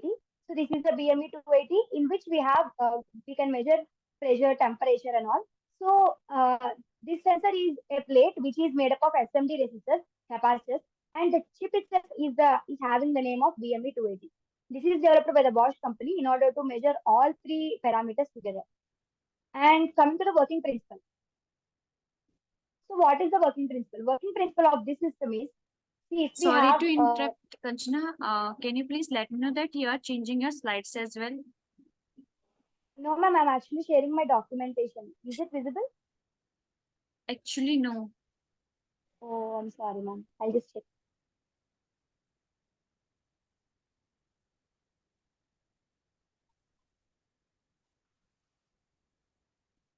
I thought it was sharing, ma'am. I'm just going through that since last 2-3 minutes. No problem. You can continue where you left. Okay, ma'am. It's already recording. Yes, ma'am. Is it visible now, ma'am? Not now. Still, it not. Yeah, now it's visible. Okay. Okay, ma'am. So this is the working principle. So how does it work? As we said, all the sensors are working in their own prescribed way. Similarly, the output LCD display is also ready to display the data after getting inputs from the Arduino board. So how does the whole system work? So we got a clarity of how input devices work, how the main component computational device or any microcontroller works, and how the output device is ready to show us the output. All the user implemented systems are ready to operate. So the working principle is based on this only. So it collects the samples, like the whole system collects the samples from the sensors, and that sensors will shift the parameters or the input samples to the computational device. That computational device will send the output in the form of analog or digital. It is based on the under or over the prescribed values. So for instance, let's take PM sensor work as laser scattering method. Gas sensors work under NDIR method, like to measure all the gases, for example, SO2, O3, etc. And the BME 2.280 sensor work on temperature. So all these sensors will send the input and automatically the computation will be done. So for that computation, actually we can choose either Arduino or 8051 or any kind of microcontroller also. So we'll just go through that also in the coming slides. So this is the designing of prototypes. So how we can design? See, actually we have seen our circuit diagram, right? So all the pins are connected in the same way. Even we have our pin configuration.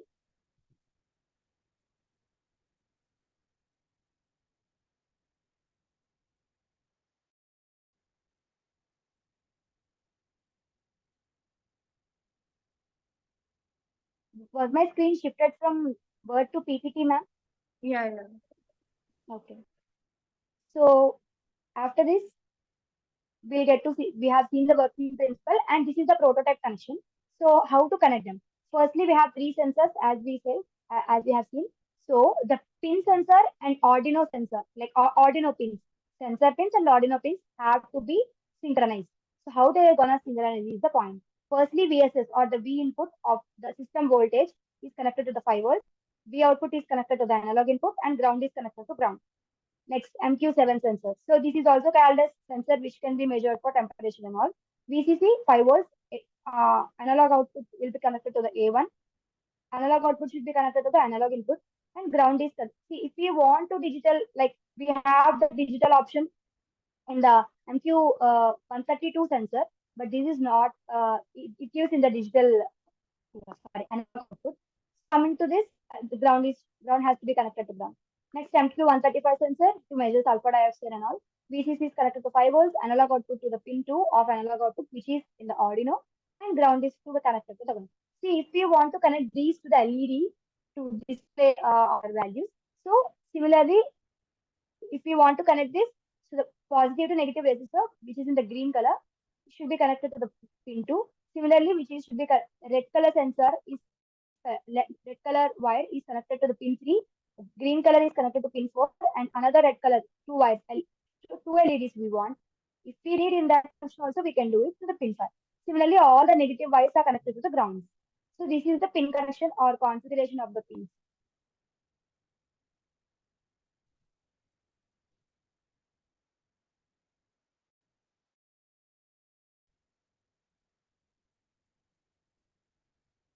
Yeah. So after that, once more, let's go to the documentation.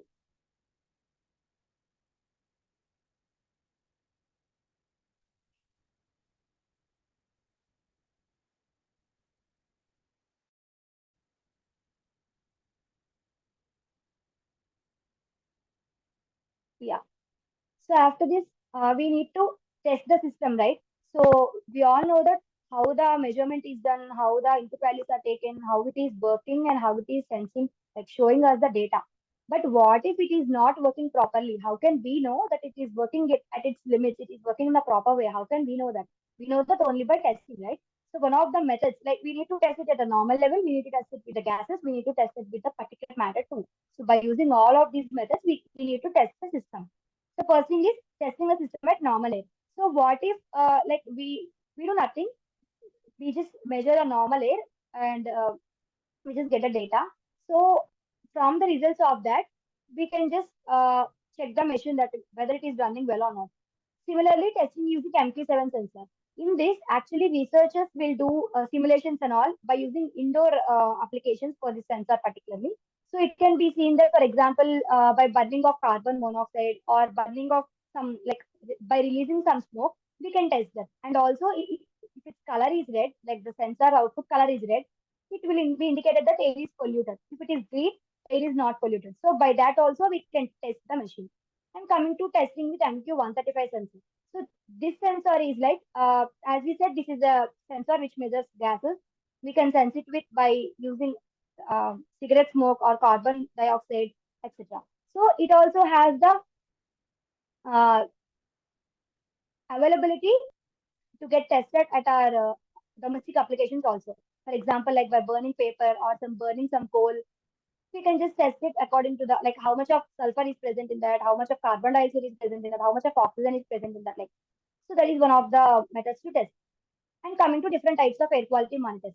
See, we are having so many types of air quality monitors in the market available. But what which fall under which categories are need to be known because we need to see if after this project, even if one want to buy an air quality monitor and one want to work on that, they need to know how much it costs or how that application varies according to his or her need. So firstly, it fall under three categories. One is lab grade, second one is commercial grade, and third one is consumer grade monitor. So also the commercial grade monitors are again classified. One is outdoor air quality, second one is indoor air quality, and third one is interior air quality. Let me go through each and every type. First is lab grade monitors. So lab grade monitors are like those are expensive. Similarly, those are used by the researchers or scientists in the labs or research parks in order to measure the quality of the air. Not only it's like quality of the air means it is just like measuring our domestic area or measuring in a single room or like that. It also helps them to decide whether the future weather reports, or else it also helps them to research any new device if they are trying to do regarding the natural calamities and all. That also it helps in interlevel level. So that is being used by lab grade monitors. And coming to consumer grade monitors, these are very cheaper. Also, it can be portable. And one more thing, lab grade monitors are not portable. They can be used in a single like standard place. But consumer grade monitors are fall totally opposite side of the lab grade monitors because it can be taken anywhere. It can be portable. All the sensors connected are also very cheaper and very lighter in weight, so that they can be carried it anywhere and for domestic areas also, like for college projects for anyone, anything we can use these kind of monitors. And coming to commercial grade, as we said, commercial grade is also again classified as into three types. So what are those? Actually, they are in the medium level when compared to lab grade and consumer grade. So actually, it falls in between the range of higher ranges to lower ranges. In between, they'll say. Also, their weight and their portability depend upon different type of applications. So sensage, sensage mini, these kind of, there are again different kinds of monitors in that so that it will be according to their requirement and their cost. That's why they are again classified because there should be a different level of cost, different level of application, different level of portability.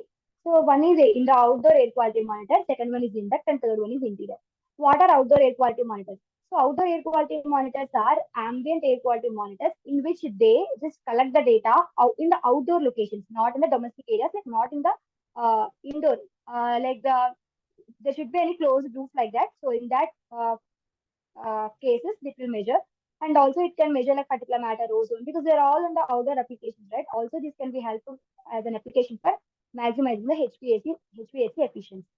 Index monitors. Index monitors are similar to the interior monitors, which we can use for the domestic applications also. But also, this also helps for the increasing efficiency of an HVAC system, heated ventilation and air conditioning system.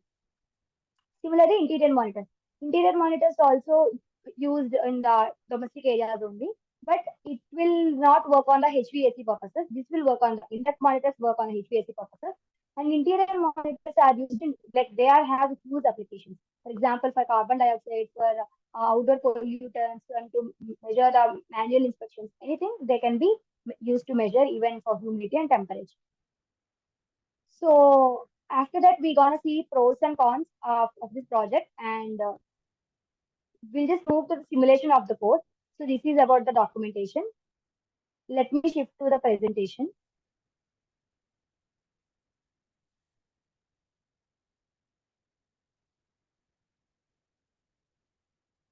Yeah.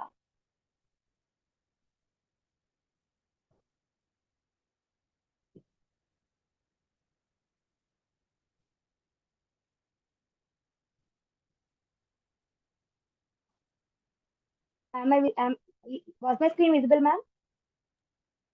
Actually, you are only on your documentation. I can see the thank you page. Oh, okay, ma'am.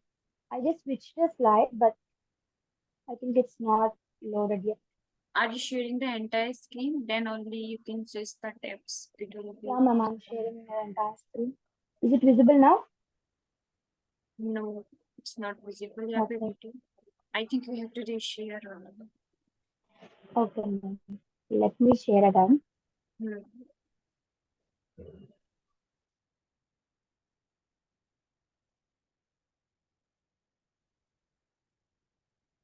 Yeah, now it's Yeah. visible.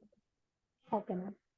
So we have seen the documentation till its end slide. So this is coming back to the presentation. After these connections, what we have to do is, so for the simulation of the project, we need to write a code, right?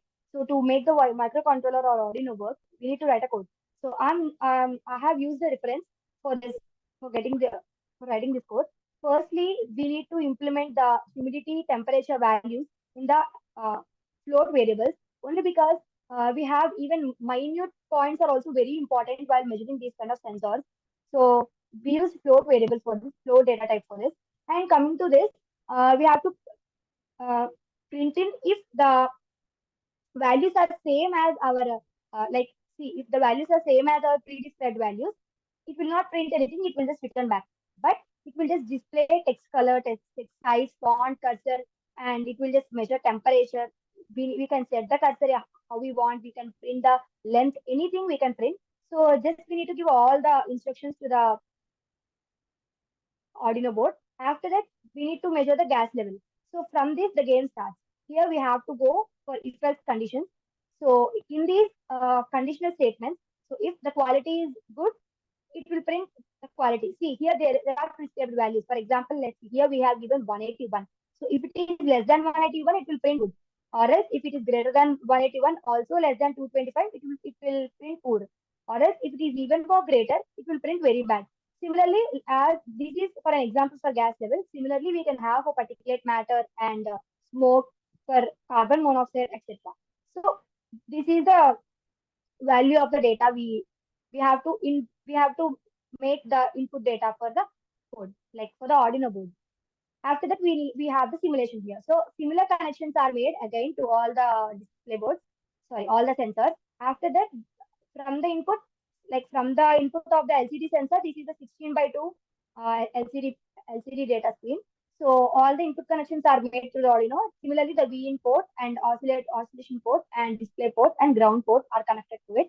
So whenever a simulation is given, as we have said, like if statements we have used, it is less than that value, greater than that value, less than or greater than, like if it is between this value, it will print good, poor, okay, or like acceptable or toxic. So these are the four levels we have given. So such kind of values, any outputs can be given to it. So system testing, as we have already seen how to test the system by using normal air, MQ7 and MQ135 sensors. But how does it look? See, this is an air quality monitor. You can see this is the screen of an air quality monitor. It will display temperature. It will display the 5.68. This is the value of carbon monoxide. It will display carbon dioxide. So what are the values? Similarly, it will display the temp. See, there are differences in carbon dioxide levels you can observe. Also, there is a minor difference in the carbon monoxide also. It is 5.20, it is 5.68. First is measured by the MQ7, second is MQ135, and this is normal sensor. So what if we test and what if we measure the output values after testing? So these are the output values we'll get after the testing. So this is totally different from that. The carbon monoxide is very less, 2.84 in the normal air conditions, and it is 62, which is also very less when compared to gases and particulate matter sensors. Next is we have already seen the different types of air quality monitors in the document, and next pros, cons, and examples. So what are the advantages and disadvantages, and what are the examples of this project? So firstly, examples of this project means what are the examples of air quality monitoring system? What are the different kinds? So firstly, advantages. So as I said, this can be helpful to a single individual, or else this can be helpful for the whole world to create a new project, like for helping in the research domains. So it is not like it can be it is limited to one domain. It can be accessed in every domain who want to work something out of this. So it can also be useful to detect the health conditions of people regarding, like, from this data we can assume what are the occurrences, maybe if someone's health is if someone is falling ill, or else if they are working in any industries and all. So these are one of the main reasons people like the government also took initiative to make people live far by the industrial areas, not near to the industrial areas, only because of the air pollution and all. So for such conditions, it is important to measure the air quality after which distance people should start living by, or else after which distance any any gas organizations, like liquid petroleum organizations, where should be located after this industry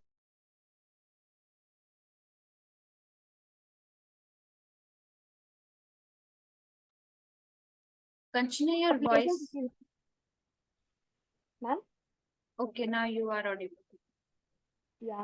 You can continue. Yeah, ma'am. So for such cases, for example, if two, three industries also collide, like for one gas leakages or uh, any out of the leakages or any air pollution, it can just easily contaminate and coincide with other industries too. So it will be so dangerous. So the condition will not be in anyone's hands if it has become like that. So to ensure the public health, to ensure all the machine safety and all the industrial safety purposes also, we need this as an important tool. Coming to disadvantages, as everything has coin has two sides, this also have two phases. One is having advantages, means another one will always obviously cause disadvantage.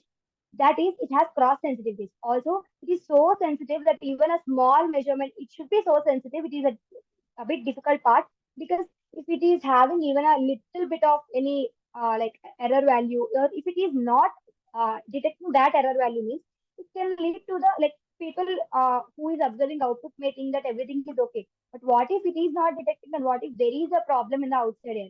So it should be so much sensitive. And if there are any cross sensitivities between the pollutants and this machine, the external factors, due to any external factors and all, the machine, the using may not get a proper information. So that is one of the advantages. And continuous emissioning monitoring systems, constant operating monitoring systems, and some manual inspections for any kind of things. These are the example. This is the best example. And what is the conclusion today? So we have learned about the air quality monitoring systems, the key components, how to construct it, what if someone wants to buy, and what are the different types of availabilities in the market. What is the total like approach in the both software and hardware. So we have also learned how to make a prototype, how to make each and every connection, what are the pin configuration connections we need to follow.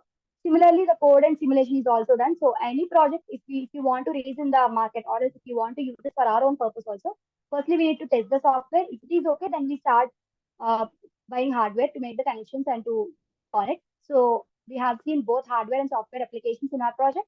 After that, what is the future scope? So I think after learning or listening to all these applications and what is the significance of this project, everyone can easily say that it has a lot of future scope. Even now, when compared to the previous, like from the previous period of time, it has evolved a lot. Like, it has evolved a lot by using technologies. It has become portable. It has become even more cheaper, and compared to the portable like previous days, it has become so much efficient, so much it has evolved a lot. So in the future also, not only it will not be limited to only one kind of applications, but it also depends upon every other domain which uses air or environment as the case in their project. Everyone needs this project. So not only with this Arduino, we can also do it with the GPS modules or GPS modem. We have any other sensor detector circuit can also take this as an application. So what are the references I have used in project means these are the websites. These are the websites which I have used to get some images and to get the pin configurations and all. These are very good websites I would suggest. And yeah, this if you have any questions, you can just contact me. And here is my mail ID. So if you have any other suggestions or questions, you can just mail me. Thank you, everyone. Yes, Kanchana, are you done with your presentation? Yeah, ma'am. Yeah, your presentation is quite detailed, and the way you explain the block diagrams and relating it with the code and explaining that is quite good. Means that Thank was you, ma'am. quite crystal clear. Do you have any Thank question? you. Okay, so I will provide you scores and feedback on your email. Okay. Thank you so much, ma'am. Welcome. Okay, next we have Sunita. You can continue with your presentation.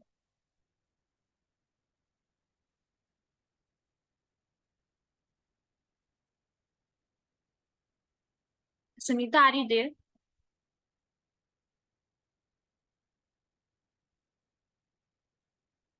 Sunita, are you there?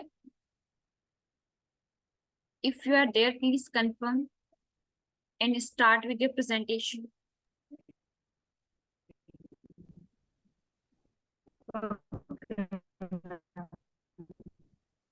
Actually, Sunita, I cannot hear you. Your voice is too break.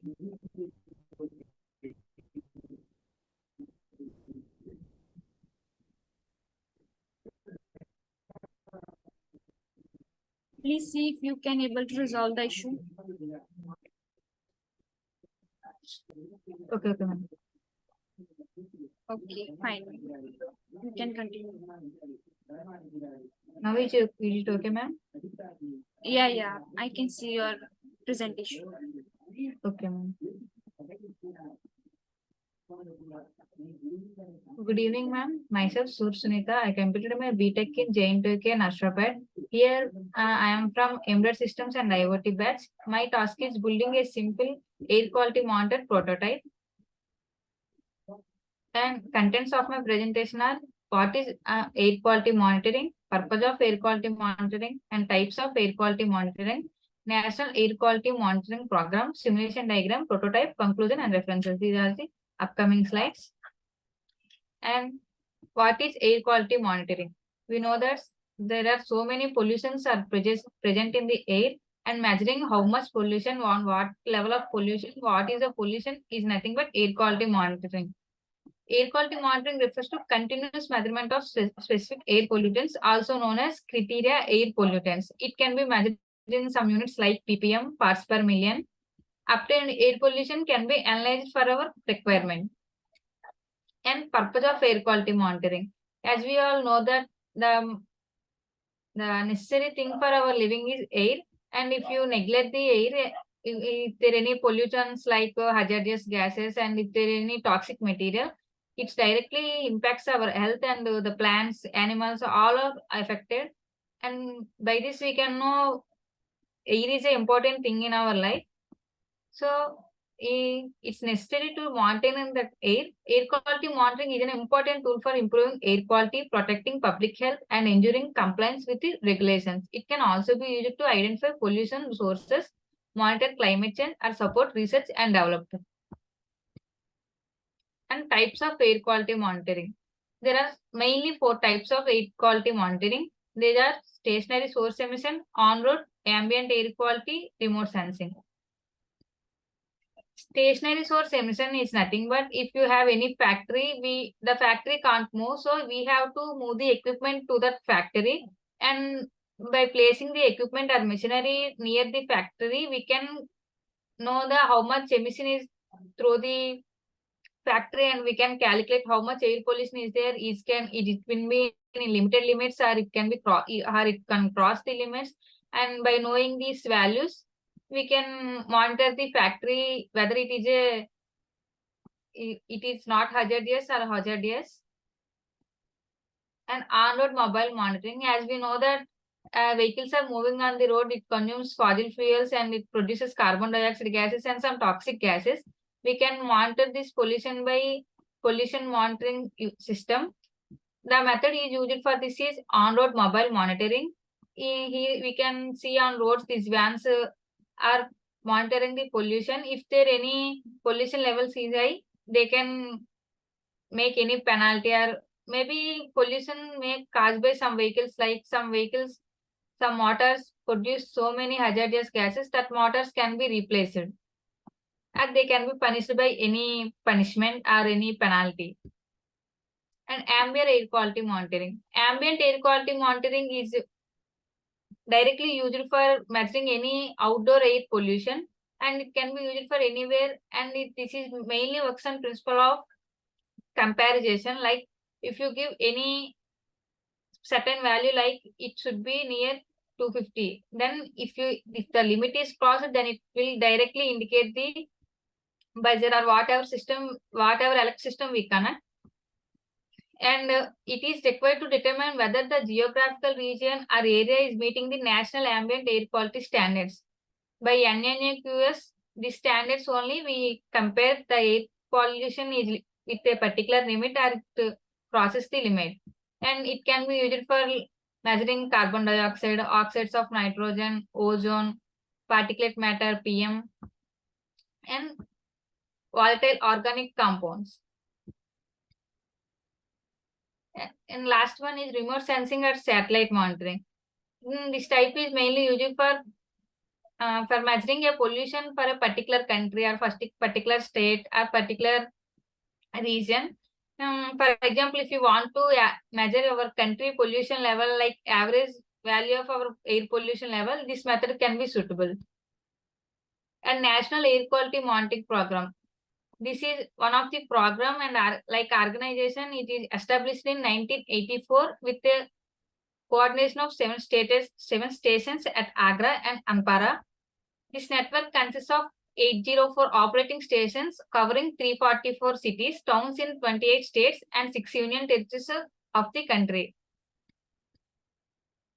Objectives of NAM: to determine status and trends of ambient air quality, to ascertain whether the prescribed ambient air quality standards are violated, to identify non-attainment cities, to obtain the knowledge and understanding necessary for developing preventive and corrective measurement. These are the objectives of NAM. And this is the simulation diagram. Here we can, for simulation, we require one Arduino UNO and one piezo sensor and buzzer, and next one is LEDs for indicating green LED for safe mode and red LED for danger mode, and this LCD display for display the values like it's safe or what. By what we code in the code, we can display the results in the LCD.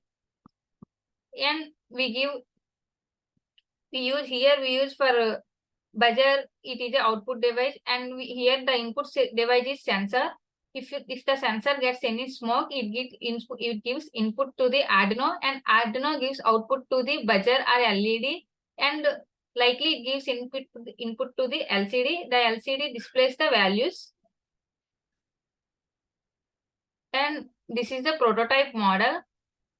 As like our simulation, we use same components here. This is one sensor, and here we can observe that the air quality is 199 and air quality level is good. If this crosses 250 ppm, then it shows danger or it gives a buzzer alarm.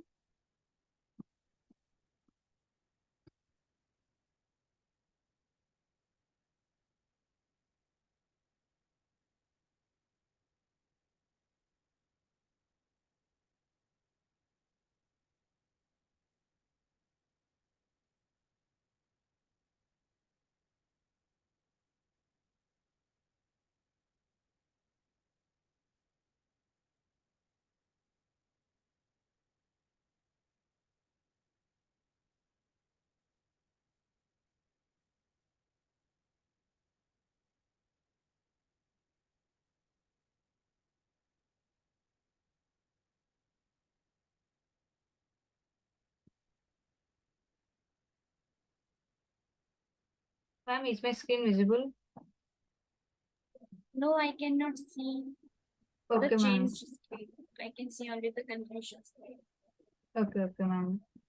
Just I shifted to simulation.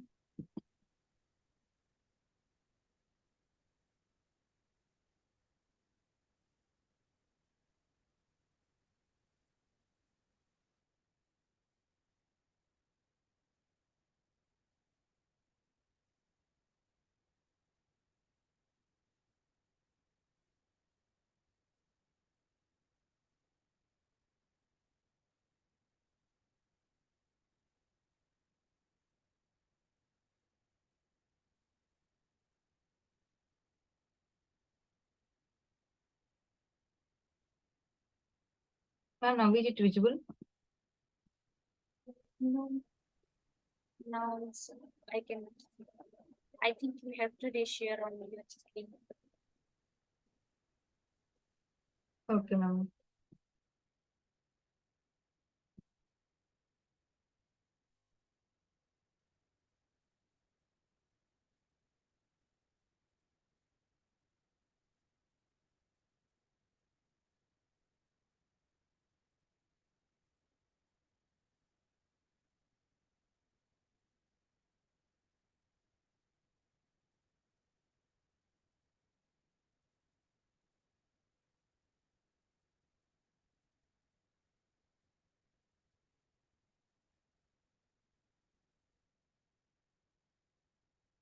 Actually, my network is not stable here, ma'am.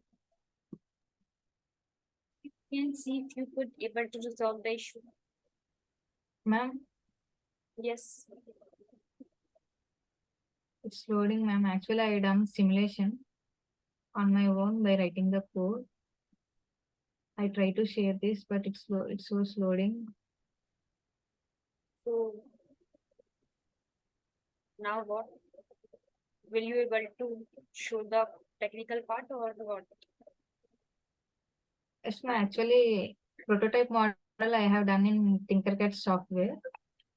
Then you have to give a presentation tomorrow again. Then, it's so loading, ma'am. I think it will take time. So, so are you going to give a presentation tomorrow? Because it's important. Without demonstration and technical part, we cannot consider no completion of task. Yes, ma'am. Yes. Okay, ma'am. Okay, so you can give your presentation tomorrow. Okay. To whoever you are giving the presentation, let them know that yesterday there was some issue, so you are continuing your presentation. Okay, ma'am. I can directly give the technical part, ma'am. Actually, just give a short rep while giving the presentation to the whoever you are giving the presentation. Okay, ma'am. Ma'am, I have one question. Can I ask, please? Yes. Ma'am, my internship started from 16th of July and I got my first task on 20 or 21st of July. So my date of 2 months will be completed on 20 only, na? 60, 2 months. Huh? Yeah, sure. Ma'am, now it's working, ma'am. Can I share? Just to briefly, I can explain, ma'am, because Ma'am, tomorrow I I'll have give a some work, ma'am. presentation tomorrow, okay? Yeah, sure. Nandi, you can give your presentation to. Okay, ma'am, thank you. Yeah, Okay, if ma'am. it's resolved, then you can continue. Okay. Sunita. Is my screen visible, ma'am? Actually, screen is stuck only on the conclusion slide. Okay, ma'am. I will reshare. Yeah.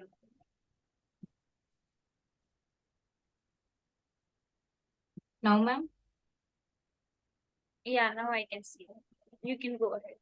this is my simulation model, ma'am. This is sensor and this is video sensor buzzer. And this is we seen simulation diagram. These are the green LED and red LED. We can see the some values, and this is the Arduino. You can know that Arduino is the used to combine both hardware and software.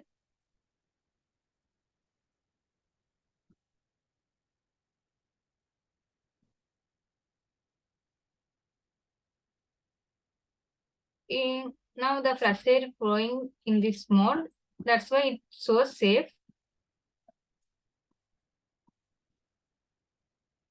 If any smoke near the sensor, then it will, we can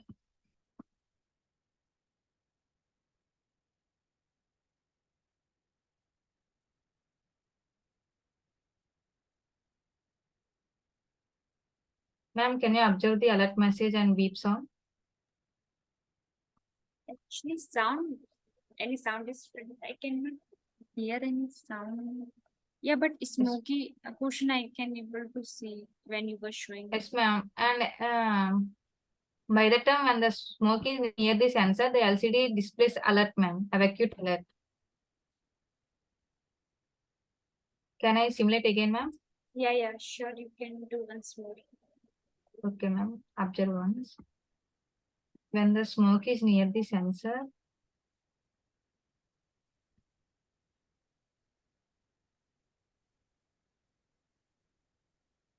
alert, ma'am. Okay, fine.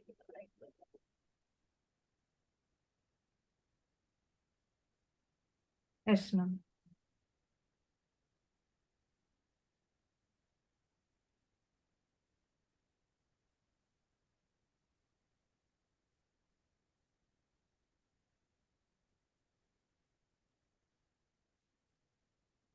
And if time supports, I will explain the components, ma'am. Otherwise, I will continue with conclusion, ma'am. What? Sorry, I could not able to understand you.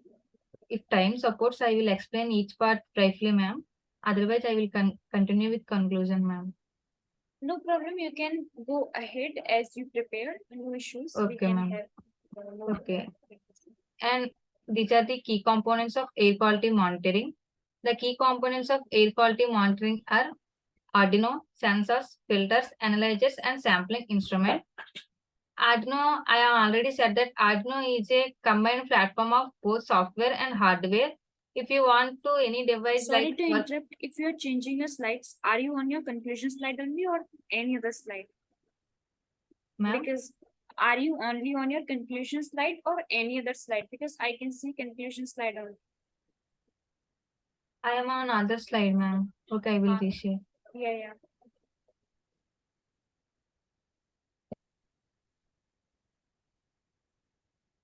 Now, ma'am.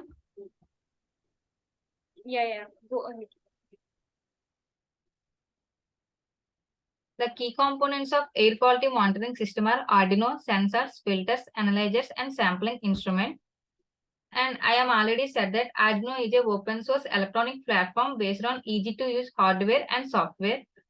Arduino boards are able to read inputs, light on sensor, any outputs like if you want to give any alarm or if you want to indicate any light. If you want to connect any output device, we can connect with Arduino output pins. And Arduino is the best choice for IoT projects because its boards are durable and simpler than others, making them easier to maintain and program. And this is the simulation we already saw. And sensors. Sensors are the primary components of IoT-based air pollution monitoring system. They measure various air quality parameters such as particulate matter. Particulate matter is nothing but a small toxic materials present in gas or air and carbon monoxide, sulfur dioxide, and nitrogen oxides. The sensors can be classified into two categories, physical and chemical sensors. Actually, physical sensors are nothing but the sensors which measures humidity or any physical matter present in the air, and chemical sensors measures the any pollution present in the air which is not visible and not physical. And filters. Air mounting filters allow the air to flow through and trap the PM for testing and analysis. PM is nothing but particulate matter.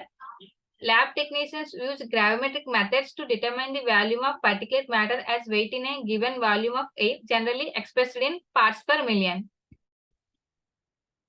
And after gravimetric assessment, specific follow-up tests and chemical analysis can provide detailed information on the composition of the particulate matter. Selecting the right air sampling filter for your application is key to ensuring a representative sample and therefore reliable test results. By selecting a good filter and sampler, we can get a accurate results and good results. By analyzing the results only, we can go forward. And analyzers. An air quality monitor is a device that measures the level of common air pollutants. Monitors are available for both indoor and outdoor settings. Indoor air quality monitors are typically sensor-based instruments. Sampling instrument. High-end low-volume air samplers are instruments used to collect samples of air particles. The difference between high and low-volume air samplers is the amount of air sample. Based on amount of air sampling, we can choose high-volume sampling or low-volume sampling. Air sampling is one of the most important and difficult steps in the surveillance of air pollution. Particulate air sampling techniques include filtration, electrostatic precipitation, thermal precipitation, gravitational settings, centrifugal separation, and impregnation.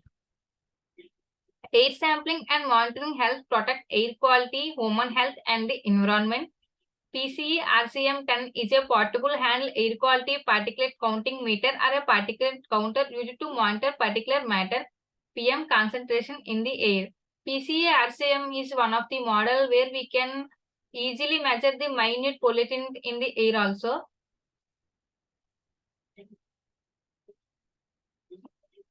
And coming to conclusion, air pollution is a considered problem because it is not only affect the environment but also damages crops, forests, animals, and the human body.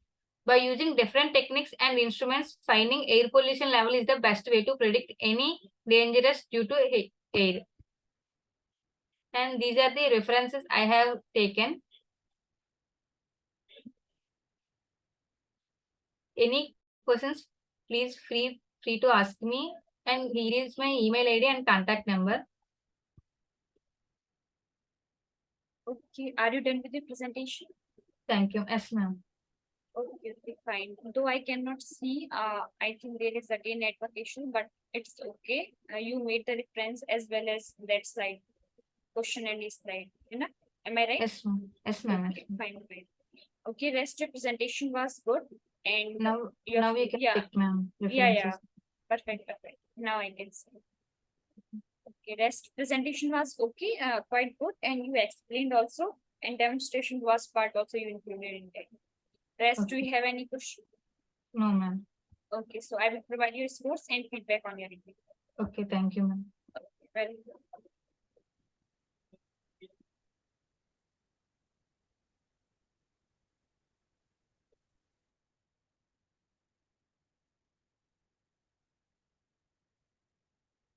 Yeah, so we wrap up our session here. Thank you, everyone.